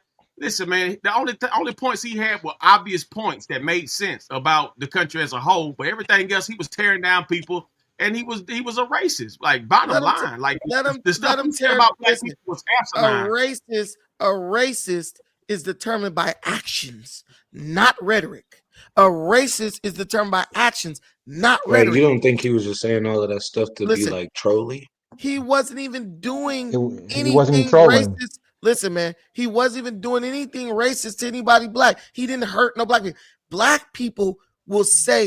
Black people will cheer for a murder in their community getting out of jail. They'll say free the killer, free the rapist, free the dope dealer. That's the racist. The guy just talking, saying things you don't like, that's not the racist. The racist is the person who got 10 hats of dudes who look just like him. That is why black people come across as hypocritical, because the only reason we don't like Charlie Kirk is because the white liberal told us not to. I got a question though. Did you know that? Go ahead, Perry. And then Master Lee, you're next. What about the person? Okay, so me, I'm Muslim. So you don't think I have a legit reason to not like this dude from all Islamophobic things he said, from the context? I've been following this dude since 2018. So all of Islam doesn't have a place in this country. They shouldn't be able to practice in this country. Many of times, Palestine shouldn't exist. It doesn't exist. You don't think a Muslim can have a reason to not like this dude? I mean, I don't give a fuck about him getting murdered or not. To be honest with you, right? I've seen a lot of people die. So him getting murdered done nothing for me. But I'm saying though, as a person who's a Muslim, should I?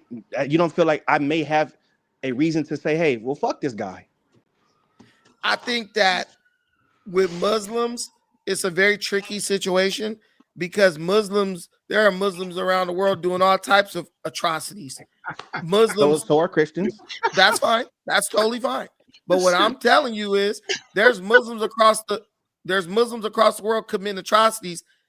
I think that this guy saying some things Muslim people don't like is the least of the things y'all should be worried about. Okay, it goes back to you saying some things they don't like. When you spread this rhetoric, we're talking Islamophobia. When you spread this rhetoric about Muslims, I pull over my car, it's time to make salat, and I pray. I pull over on the sidewalk and get out and pray. When people are saying, hey, these people are trying to take over our country, these people are trying to do, when the forefathers had no problem with Islam, the people who supposedly, created this country had no problem with hey, all religions are welcome. But when you have somebody spreading the rhetoric, hey, these people are trying to take over the country. These people are they should not even be here. I got a question for you. Wait a minute. Guys, wait a minute. Guys, listen, man. I don't have a problem with Muslims. Some of my best friends are Muslims. KP, you're Muslim. But I just can't really be mad at somebody for saying things about Muslims because, bro, Muslims be screaming death to infidels, all types of crazy shit. So I could understand why someone would say Muslims don't, have a place in this country. I don't agree with that, but I understand how people just play on people's fears. But watch this. There are some things with Muslim people that make people worried. Just like there are some Christians that make people worried. But bro, what I'm telling you is, when is the last time a Christian bombed a building? Like 20 years ago or more than that. Then you got Timothy McVeigh, exactly. What I'm saying is, but then you had when he did that, bro went to jail and you didn't hear nothing. Here's the difference. The Taliban, they did the trade centers allegedly, and then you have a whole army of those people left saying, "Hey, we want to do it again." That's one person, Timothy McVeigh. This is a group so are we of people. in a belief that the Taliban did the World Trade Center? Bro, I said allegedly. But I also look. It's been more fact pointing out that Christians or this government did that World Trade Center than it was the Taliban. But no, they said it was the small hats that did it. But what I'm going to tell you is this: I also look in Africa, where Muslim extremists are trying to take over Black African countries to try to convert them and make them Islamic states. And I'm like, dude, Islam is rooted in slavery of Blacks. I know that if Islam took over the world, Black folks would most likely end up back in slavery because they got slaves right now that's Black. So I get what you're saying, bro, but I don't have a problem with Charlie Kirk saying that because Islam got a lot of internal housekeeping to do. So why? So then you should have a problem with somebody who's Muslim or any. Okay, let's like this. You shouldn't have anybody. You shouldn't have a problem with anybody who he has spoken out against, whether we want to call it derogatory or whatever. Saying fuck him. That's all I'm saying. I don't. It says you got people on here saying, "Oh man, people shouldn't." Hey, listen. At the end of the day, man. If a motherfucker saying fuck this dude, fuck it. We sensationalize Black murder every day, and none of you niggas bat an eye to this shit. And if y'all go on No Jumper and do this shit on a regular basis. If you say F Charlie Kirk, he's a piece of crap. I hate him. I curse the day he was born. I'm okay with you saying that. That's cool with me. I don't care. The only thing I'm gonna speak against is people saying somebody deserve to get murdered for their opinion, because even an Islamic Iman, if there's Islamic Iman, right, and bro might say some things that are a bit radical or crazy, do I think that this person then should get killed because he has opinions? No. Now that's different from if a radical Muslim attacks the American embassy. That's an act of war, but they could say anything they want, and I don't have a problem with that. And if someone killed them for saying it, I would curse that person. I would say, "Nah, you're wrong." But he said "death to America." But he said this. It don't matter. He has a right to say that. We went to war in America to give him the right to say that. Now, as long as he ain't hurt nobody, he's good. I would say that across the board about anybody. So that confuses me then, because here's my point. People also agreed on here. I got you, Ashley. Hold on one second. There's people also agreed on here that people should lose their careers behind the shit that they say. I mean, a motherfucker taking their stance on how they believe. Like, look, I personally don't give a fuck about this dude. I'm not somebody who just heard about this dude 3 or 4 days ago. I've been following this dude since 2018. I've had plenty of back and forth with either people that's in his circle, I don't know if it's mid circle, but on Twitter, all type of shit about shit that he says, right? It's freedom of speech. People have their opinions. But to me, it's damn near bullshit when you're saying, hey, this person shouldn't be this, that, and the other, but these people should be fired. Like, let motherfuckers say how they feel. People are mad. People are mad because people don't give a fuck about this dude. People feel the way they feel, whether they Black, brown, trans, whatever. They don't give a fuck about this dude. He was a fucking podcaster at the end of the day. He was a podcaster. I think people do. I do think people care about him because he had one of the largest movements in American history. He converted millions of people over to the right wing. He was Trump's social media manager during his campaign. And you can just go online and look at all the videos of like even young black men, 20 years old, 23, 22 years old, saying that they weren't political, or they were Democrats, their family was Democrats, and Charlie Kirk brought them over to the right side. So he definitely had an impact. But what I'm telling you is this: I never said I was happy someone lost their job. But if you notice something about the people losing their jobs, KP, most of these people losing their jobs are in the medical field, or they're in some type of like first responder field. And if you are in that field, one of the things you sign is a code of conduct, saying that you will carry yourself in a certain way. And there's a list of things that they tell you you cannot do. And so these people are not being fired necessarily because of what they said about Charlie Kirk. They're being fired because they've broken broken a contract that they've agreed to within their occupation that says that they have to carry themselves a certain way in society as members of what is a protected class. If somebody said, do you agree? If somebody said, hey, I don't care about what happened to him, he was a piece of shit anyway, they should get fired? Yeah. Because why? No, I believe that if they signed a contract saying that they would not say things like that, yeah, I mean, but if they're not saying it within their uniform, I don't even care if they get fired. Listen, I don't care if they get fired, but what I'm saying is their job cares, and their job told them don't do that, and they agreed not to do it. So I think anyone who makes an agreement or takes a vow and breaks it, yeah, they should be punished. But what I'm telling you is these people have publicized their occupation online. I just gave you the story about the Michaela Elise chick on Instagram.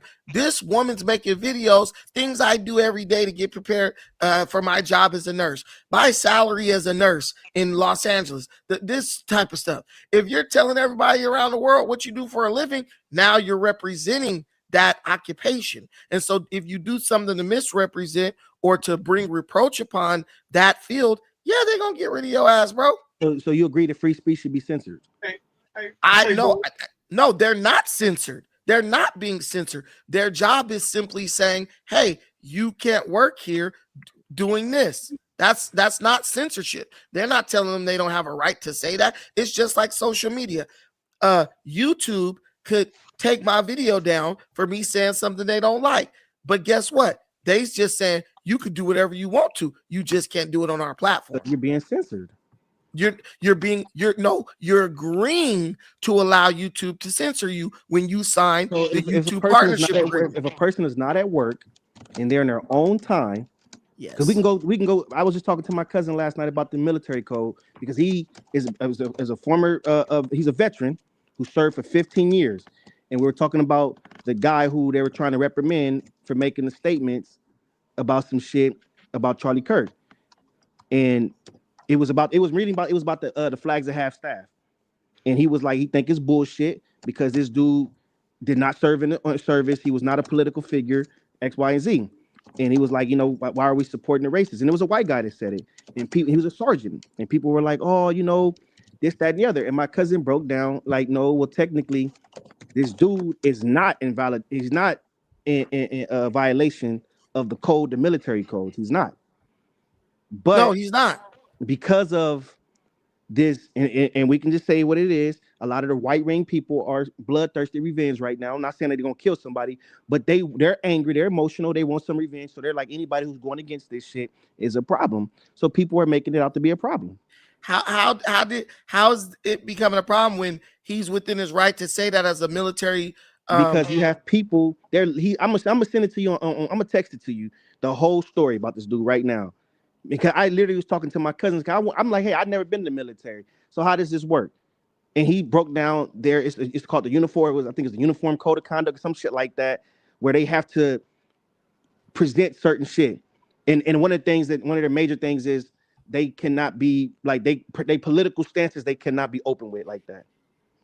Right. But he didn't say nothing. Come out and say that. But he didn't say nothing political though. He just said that he don't like Charlie Kirk and he doesn't agree with them being the flags being a half staff. That's not political. See, what I'm telling you is when you're in a field as a first responder, you are supposed to be unbiased when it comes to your compassion for people, right?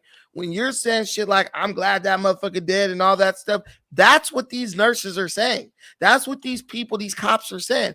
You can't talk like that and then expect for people to trust you as a member of the service industry, the social service or first responder community, bro. Now, so people should a doctor be fired that said, I don't want these immigrants in my country? Yes. No. But what I'm saying is that is not something where you're not showing compassion. If you say I don't want these immigrants in my country because they're murderers, rapists, and all that. Is there any truth to that? A doctor said it? If there are immigrants here murdering and raping people, You're not saying anything wrong, and it's not there's political. people here, but it's political, bro. Because now That's not political. How can I trust you? So if a Mexican girl or immigrant girl came into your fucking care, how can I trust that you're going to give her the proper care? The doctor said, I don't want these. Basically, if a doctor says he doesn't want immigrants in the country, that's like, wow, because there are legal immigrants. If the doctor says, I don't want illegal immigrants in the country, that is his sentiment as an American, and they are breaking the law. That's like someone said, I don't want criminals living in my neighborhood. That's not a racist statement. That's just that's common sense. But People don't want. As a person who's an immigrant, can they trust this doctor to give them proper care? Yeah, because the doctor took a Hippocratic oath that he would give care. And doctors, they don't ask you your status. That's you've been hypocritical. No, there's no way a doctor knows your legal status when you go into a hospital. He's just here to provide care. He doesn't know. But listen, man, a person who is a nurse or a doctor saying they're glad a motherfucker got killed and they don't give and he's a piece of shit and all that. Yeah, that doctor should be fired. That's totally different.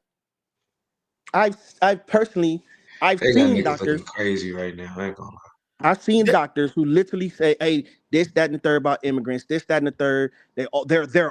They make polarizing statements. They're all murderers and rapists and killers." Listen, what I'm telling you is that is totally different from someone saying, I'm glad this person died. He was a piece of shit. He deserved what he got. That's totally different. That's someone having an opinion, making a claim. Cool.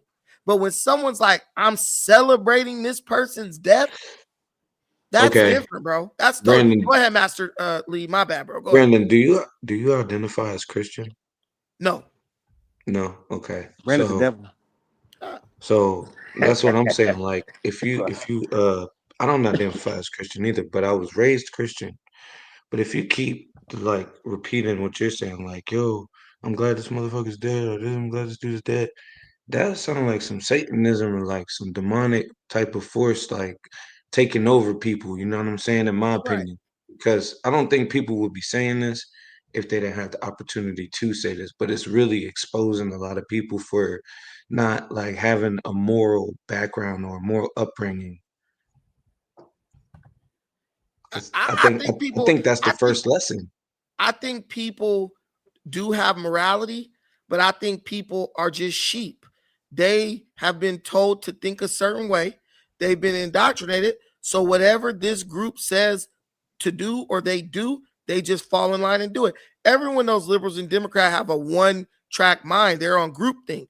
Because even if you look in Congress, all the Democrats vote the same way on everything, no matter what. They don't divert from the group. So now the people who support the Democrats, they have the same mindset as the people they support. They just fall in line. If the blue-haired liberal freaks say this, all the black followers are going to say it because that's what they're trained to do. Go ahead. Wasn't he 2A? Second Amendment? Right. Who was? Charlie. Yeah, of course. Okay, right. So my thing is, I'm doing a security training right now while I'm here on live with y'all, and I love guns. So anybody that loves guns is on my team, and that's pretty much as far as I go now. I feel like this is a good learning lesson as far as like security goes, because like somebody was saying in the chat, like we have the technology with drones and stuff. Like, why wasn't it people with drones like making sure that these rooftops were getting scouted and scanned and checked on? I feel like we got the technology to do that. We should be doing that now. It shows that the technology this team was a little bit lacking because he had some type of plate. He didn't have no Kevlar for the bullet fragments, and that's what ended up kind of like demising them. The thing with the colleges, though, for one, Charlie should have never had an event that was outside, period. Do the auditorium, put the big screen like your point. outside, because it's just too, as things got crazier and crazier, especially after Trump got elected, any fool could see that it was going to become a radicalized situation because the liberals didn't get what they wanted politically. And what do? They try to hurt people when they don't get what they want. Another thing is this. You got to understand that when you go on these college campuses, there are a lot of limits to what you could do. Like when you on a college campus, you can't post security on a roof. Only person who could do that is a president because he's a federal True. agent and he has power But over that goes federal. back to my drone point. We got the But technology to handle you that can't now. even fly drones over colleges' campuses. That is government airspace. You cannot fly drones over college campuses. You got to get permits to do that. Now, let's say he got permits, but Charlie Kirk, he just got caught lacking at the end of the day. I don't think he really understood that anyone would actually act on the crazy stuff that they were saying. So are you aware that he was wearing a vest? Yeah, he was wearing a vest, Brandon. As a matter of fact, what they said is they said the bullet hit the vest first and then it ricocheted into his neck. It hit his chest. It hit his chest and then went to his neck. What I was gonna tell Viral Way last night, but he was just talking too much. No, I saw the you could see the vest was on him, but bro, at the Charlie Kirk was at the point where, bro, even just students throwing stuff at you, you should have had at least a bulletproof glass in front of you. Like there's a lot of people who with that in front of you. Ballistic skill. He been at that point. Yeah, I agree with that. With that I'm type of looking at rhetoric, Chinese mask right now. definitely need a bulletproof. He definitely needed a bulletproof one in front of him. I mean, Angela Davis did it in the 70s. She had the bulletproof glass on everywhere she spoke because she knew those crazy white ring whites was gonna kill her. So I just feel like. Also, did you know that now look at her married to a white woman? Expos? What? I said, did you know he was doing Black Leader Expos? I mean, I didn't know, but I'm sure I wouldn't put it past him. Yeah, he was congregating like people. Oh, you mean the trainings he was doing like Brandon Tatum and all them? Yeah, I remember those. Yeah. Okay, I don't know. I just know that he was like he be doing stuff. Yeah, there's a lot of black academics that came out. From my understanding, he changed within the past few years. He was doing a lot of things for the people in the beginning. Then he drifted off into this extremist right wing, and this is what it leads up to. At the end of the day, was not a right wing extremist, bro. You haven't given 1 ounce of evidence of that. Charlie Kirk. So Brandon, are you seriously saying that evidence? Stop trying to When I give you evidence, you don't want to hear it. When I give you evidence, you don't want to hear it. I've been black for a long. Listen, I've been black for a long time. I know how black people do when they don't got no evidence to support what they saying. They go into theatrics. Everybody's telling you Charlie Kirk is a racist. You don't know what case. Listen, you could tell me anything, but I wouldn't be worth shit if I just believed it because you told me. Show me proof. Ronnie, what did he say that was racist? Can you tell us something specifically that you are referring to? Where do you want me to start? Do you want me to start with politics? I want anything. Gun violence, immigration. I would like for you to tell me something that's standing out in your mind. Okay. That you're saying was racist. First statement was about the black pilot situation. If he gets on an airplane and he sees a black pilot, here we go. Okay. I feel the same way. Brothers, I asked him to give you listen, man. You guys asked him to give you an example. He starts giving, and y'all start talking over him. Let him talk. Please.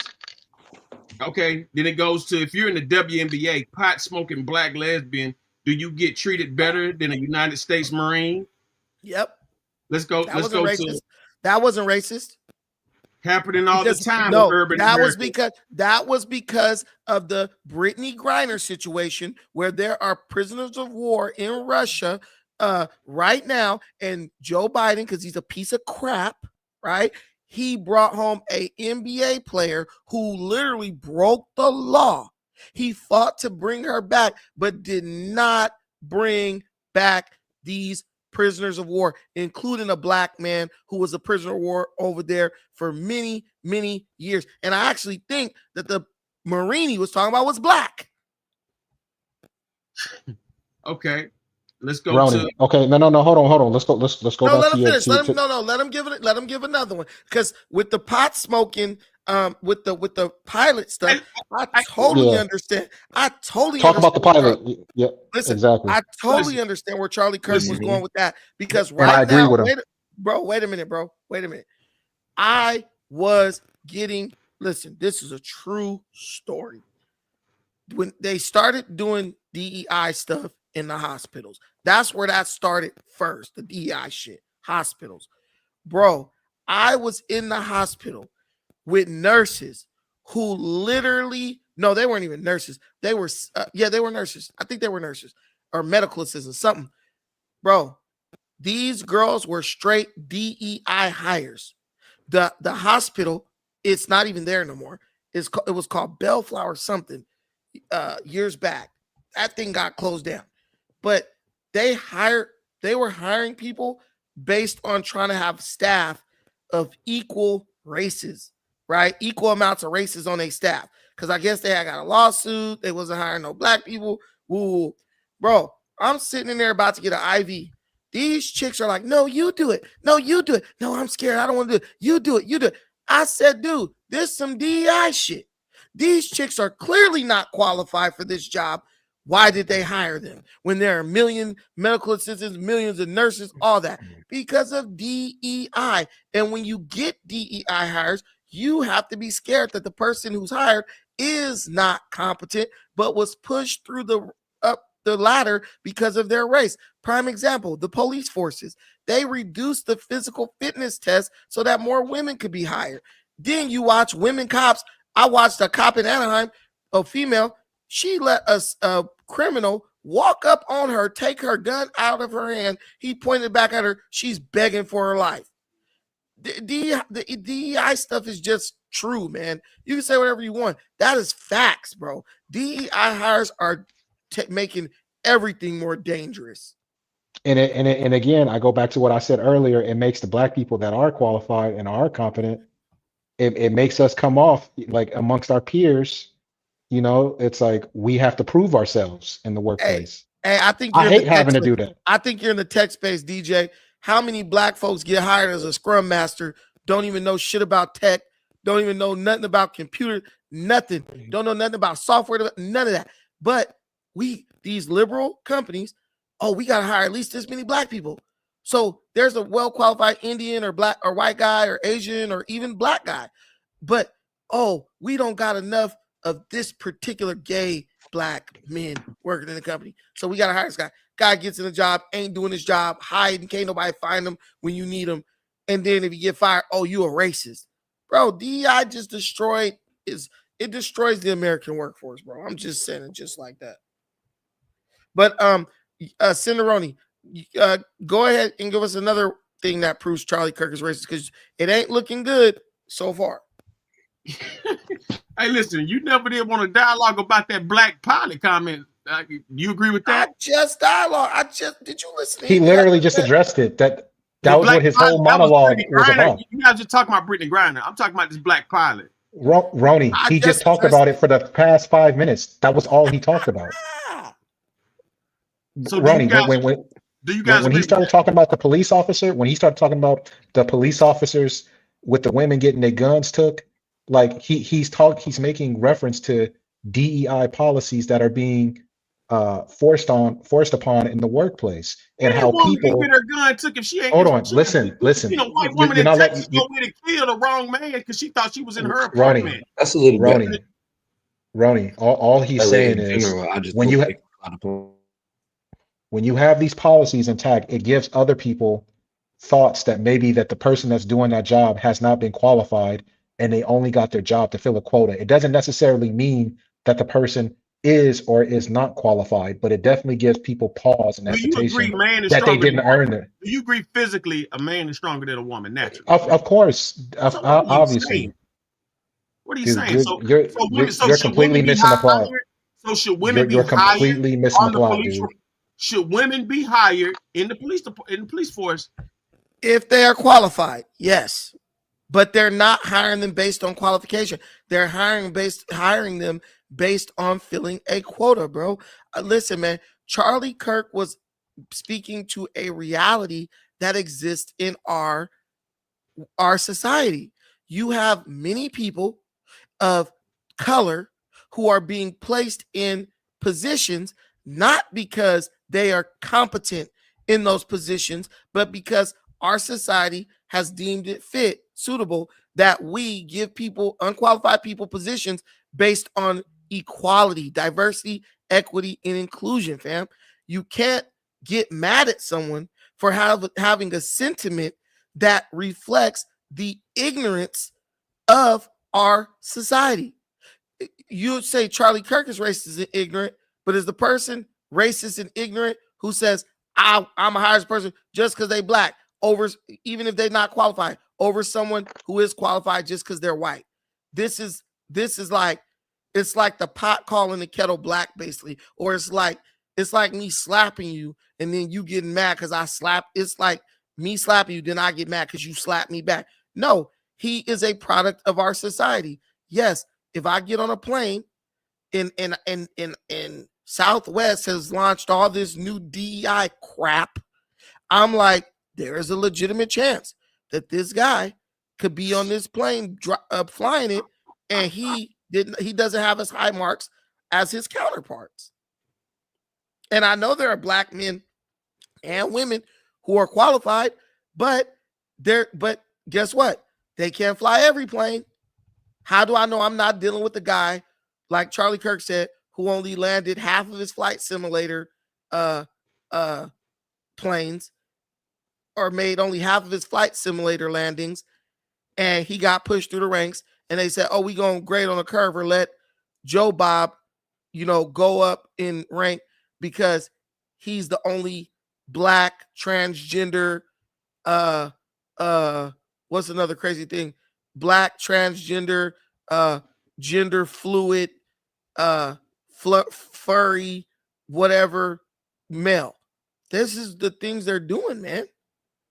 Now, Brandon, one argument that I would make to kind of play the advocate here and push back on that is, while I do agree with Kirk's statements on how he feels, his sentiments towards DEI, I would say other groups of people practice that same ideology, not through DEI but through nepotism.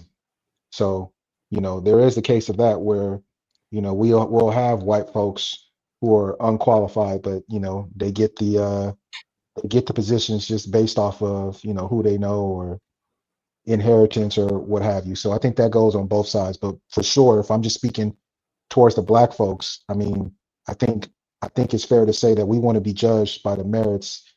We want people to know that we earned our shit, right? And not we didn't take no handouts, and we got our shit out the mud. We are completely qualified, we are completely competent, and we got it. You know what I'm saying?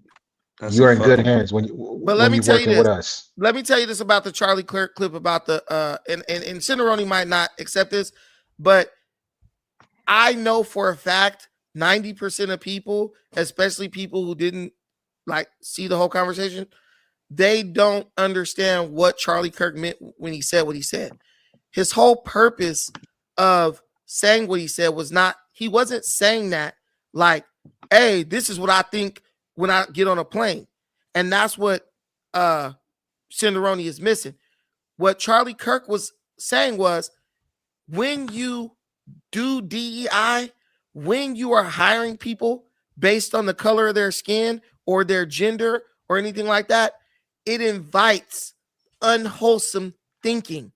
It basically creates an environment where now people get on a plane and they might honestly have to think, hey, I hope this guy is qualified for the job. And if you go listen to the conversation in its totality, Charlie Kirk makes it very clear. He said, this is not the way I think. He said, what I'm saying is DEI invites this type of thinking. And we do not want to live in a society where people have to think like this. But if you push DEI policy, now it creates an environment where you got to worry about whether the black guy who is flying your plane is truly qualified, because this company has put in an initiative saying, look, we're going to hire black pilots no matter what their qualification is. And I'll give you a prime example. Kamala Harris. Kamala Harris was the most incompetent woman ever. Well, she was the most incompetent female politician I've ever seen in my life.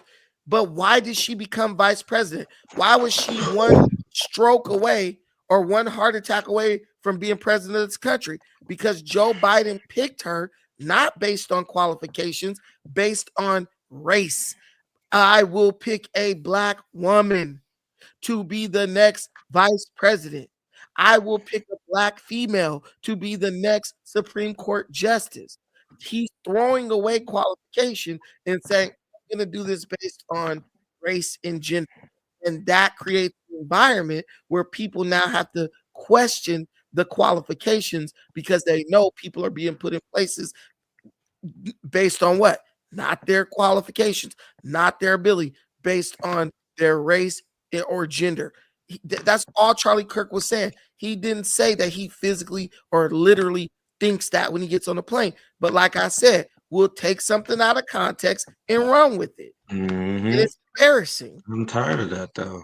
I'm I so get tired sick of of that. that crap. It's very Useless. embarrassing. It's very embarrassing. So You can't even have a embarrassing. freaking. Go ahead. So nobody up here feels like he had racial undertone and was discriminating against genders and races. He was giving an example of a type of situation that could arise. I think he could have been trolling. Listen, I'm answering your question.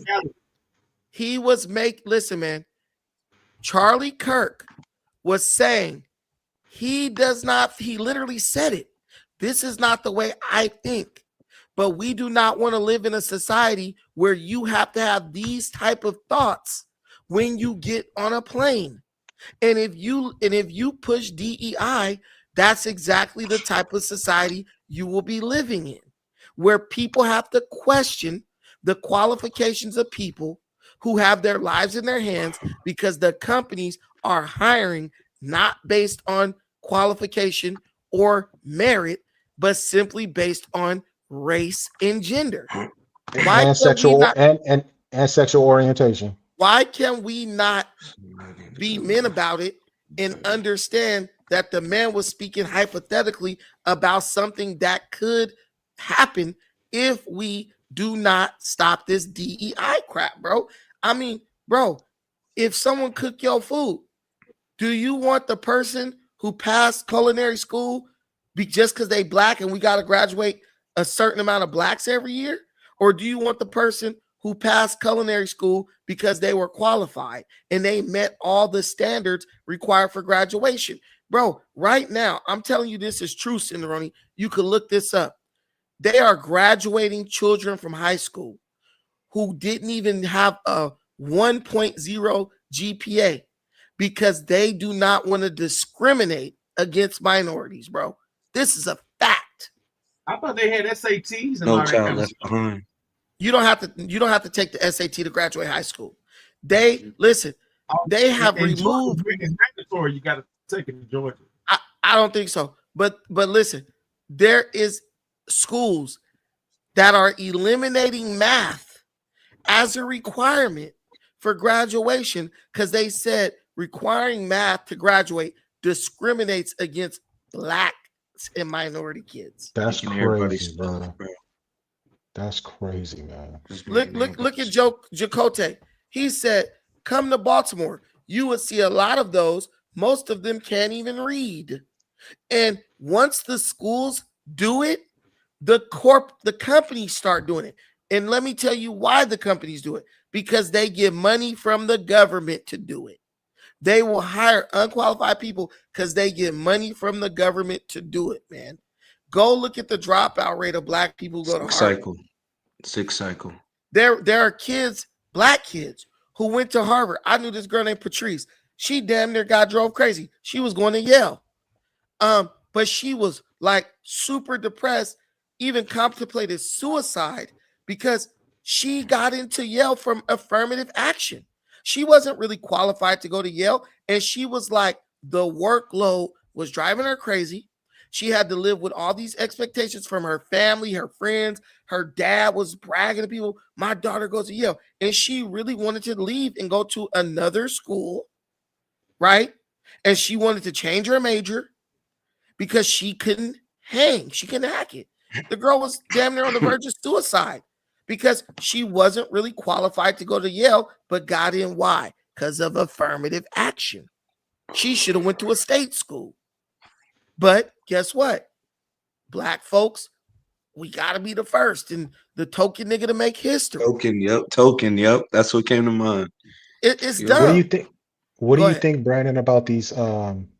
Like on the flip side of that, for the people that are affected, like I remember I saw a news article. There were a lot of Asians that were kind of protesting because they were saying that, they're being negatively affected by these affirmative action and DEI policies, where it's very embedded into the Asian culture. They study a lot.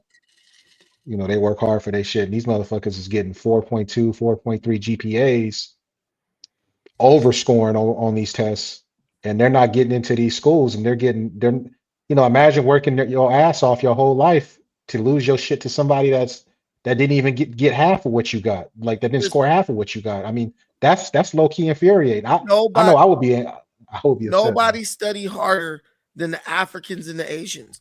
And let me tell you something. Those people culturally, they are programmed to be able to sit and study 16-hour study sessions, stuff like that. But if you look at these people, they will also go sit in a damn donut shop for 12 and 13 and 14 hours a day, a liquor store 12 and 13 and 15 hours a day, because that's a cultural thing for them. They emphasize work and education. In our culture, excuse me, in our culture, we don't do that. And I wouldn't even advocate for us to do that. Black people, we love recreation. We will work hard, but we need some recreation to go along with that work, versus some other cultures that are like, look, work is life. You only take a break to eat, and if you could do that while you're working, keep work while you do it. That's just their culture. Why would you take somebody from one culture and stick them in an environment surrounded by a bunch of people who have a certain cultural paradigm, right? Now, there are many Black kids who are like, yo, they're geniuses. They are built for that crap. They want to, like that little Black kid who's a genius, this young Black girl, youngest med school student, all that stuff. Yes, there are exceptions to every rule, but you don't take some kid from a high school in Cleveland. They got a 2.8 GPA and throw them in Yale, and they in the engineering program in Yale. You don't do that. That person hasn't even shown the ability to be dedicated to something of that caliber, because they might be one of the top kids in their school, but if the bar is low, that's not preparing them for Yale, Harvard, etc. So you're just creating a bad situation. But man, it's going to be hard to get a lot of Black people to understand that, because Black people walk around with a superiority complex over everybody. But I want Black people to be the wisest, not superior, wisest. How do we become more competitive within the global framework? I mean, if we're not willing to change our culture to some degree. It starts with the kids, man. Like I'll give you a prime example. My daughter is a 4.0 student, but guess Beautiful. what? Her daddy was straight A student. But here's the difference. Her daddy was reading to her when she was little.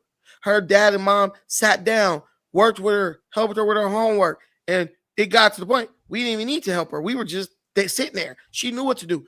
But when you grow up a certain way, she was sent to the best school, right? We looked up the rating of her school before we sent her there. See what I'm saying? It starts from a young age to build that culture, instill that kind of culture into a kid.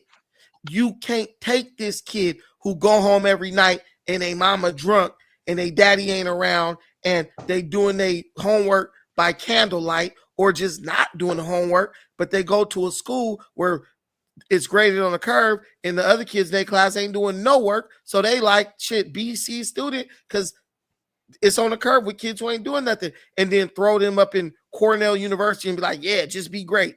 That's not how that works. That's not how that works. That's like somebody playing football in a semi-pro league, or playing football in let's think of a state with no football. Yeah, you playing football in Utah. Wyoming. No, not Utah. Utah got a strong football coach. You playing football in Wyoming, and they take your ass and throw you on the field at the University of Miami. Hell no, you're going to get killed. Well, Brandon, Go ahead. basically what I'm hearing from you, what you just said is, okay, you just said that, and that's exemplary. I commend you. You know, you and your wife read to your children every day, and because of that, they're now reaping the benefits. But that's by and large not, you are in the minority with embodying that type of behavior. So basically, what I'm hearing is, do we? I know this may sound extreme, but I mean, is there going to be some type of black eugenics here that needs to be exercised? Because we already know that LaQuisha and Shaquanda is not going to do that, and that's a large part of that's a large part of the black community that are not going to put in the effort, the consistent effort to develop and breed these children into model and exemplary human beings. That this is consistent parenting every day. Every day. A lot of these kids, a lot of these motherfuckers, some of these baby mamas, man, they got 8 kids, 5 different baby daddies. They're not taking care of these kids. I mean, I'm surprised these kids are even still alive. So again, I ask you, how the fuck do we change this behavior? By and large, you are a fraction of a percent of the black community that is doing what they're really supposed to do, to take their children above and beyond. But I'm telling you, man, we all know, let's be honest here, the large majority of the black community is not doing this, and they're not going to do it. So what is the solution? I mean, like, it's sad, man. I've thought about this, and I don't know, man. I mean, it's just, I don't know. I Is don't it have even any ideas, something? dude. Is it even something, that needs to be solved? You feel me? Like, just, people are gonna separate themselves. Period. They're gonna show themselves to be qualified or unqualified. We have to stop. One thing black folks do too much. We feel like everybody gotta make it. Everybody gotta go. Everybody don't gotta go. Everybody ain't even prepared to go, and everybody don't even deserve to go. We just have instilled that in ourselves because we've had this like fake collective mindset. So we just got to throw that mindset down. The people who are qualified, the people who are like-minded, those are the people who need to go along. The people who are Okay, not, you were talking. go ahead. You were saying like the Africans and the Asians, like they do 16-hour study groups, but like bro was just saying, like LaQuisha and Laquan and them, they doing maybe like they might come and then leave, so that's probably like an hour. They was there for like 30 minutes, but like as far as like another like class of black people, they gonna stay for a good 8 hours. They might can't do the whole 16, but they do the 8 and then wake up and probably do another 2 at the crib or something. So I feel like there's just classes and there's different wavelengths between black people. Like you can't just group us all in at one as one. Yeah, of course, there are exactly. But we have to, black folks walk around with that mindset like every black folk can do everything. Like, it's just, no, you got to be realistic. Some people are good at certain things. And if you're not willing to put in a 16-hour study group, okay, maybe you're going to have to major in sociology. And when you major in sociology, maybe you got to be a little smarter with your finances because your earning potential is going to be less, or you're going to have to go into business or something like that. But I'm telling you, if you as a human being, right, cannot produce this picture with your children right here, where I done just did so many hours at Look at work, me doing baby. but I'm Yeah, there with my big daughter dedicated. at night, I like that. reading I before she love goes that. to bed. I'm That's getting off crazy. work. I'm in my work uniform. I'm laid up. Let me read to her. Let me make That's sure she got it. crazy. That's what's going to create a 4.0. But Amen. if all your kids know is mama going to the club, daddy about to go to the bar, all that shit, you're not putting down the foundation to create that type of situation. What we See what have I'm to saying? do is express to these kids that we are all participating in an uphill battle as far as education, academics, and intellect goes in our community, personally. No, 100%. And that's what, you got to create the environment to grow that type of plant, or like to plant that seed and sort of grow into something. Man, we got kids in the inner city, man, they at after school program every fucking day. They not even with their parents. And then they parent like, yeah, you better go to Harvard. Like, bro, come on, man. Be realistic with yourself. You're not even putting your, and I understand everybody does not have the same circumstances. But bro, I was working at a grocery store. You know, at no grocery store, you can't control your fucking schedule. But I made time, you know, to be with my kid. I made time to like read to my damn kid, you know, and when I wasn't doing it, her mama was doing it. But that created a situation where when she got older, she was like, shit, I valued education. You know what I'm saying? I want to, you know what I'm saying? And then like, even like with blackness, all that stuff, my daughter's had locks since she was like 7 years old or something like that. Right? So do you think she's going to have a problem with like her natural hair or all that? No, because she's been like a natural kid all the way till she was an adult. I mean, all the way till now, right? We didn't say, oh, this is the trend. So yeah, let's throw the locks up in her hair because everybody else is doing it. See, I tell people this about black folks all the time. We some trendy niggas, bro. We always trying to stick with a trend, and trends come and go. Right? You're right. I got one trend. I'm sorry. I got one trend that never look at this. Look at this real quick. Look at this. She had her locks since she was 5. You're so cool. But that's what I'm saying. Man. She had her locks since she was 5. It's not like we were like, oh man, this is everyone's doing this, so let's do it. No. So when you get that product, you got to understand like that's been a long time in the making. And black folks think they supposed to just wake up one day and make it like this at the last minute. That's not the way things work. But go ahead. You was talking about trends, and there's a really big trend. Hold on, well, no, I'm not gonna hold on, but let me see. There's a really big trend right now in the black community, pretty much every community, when it comes to guns, right?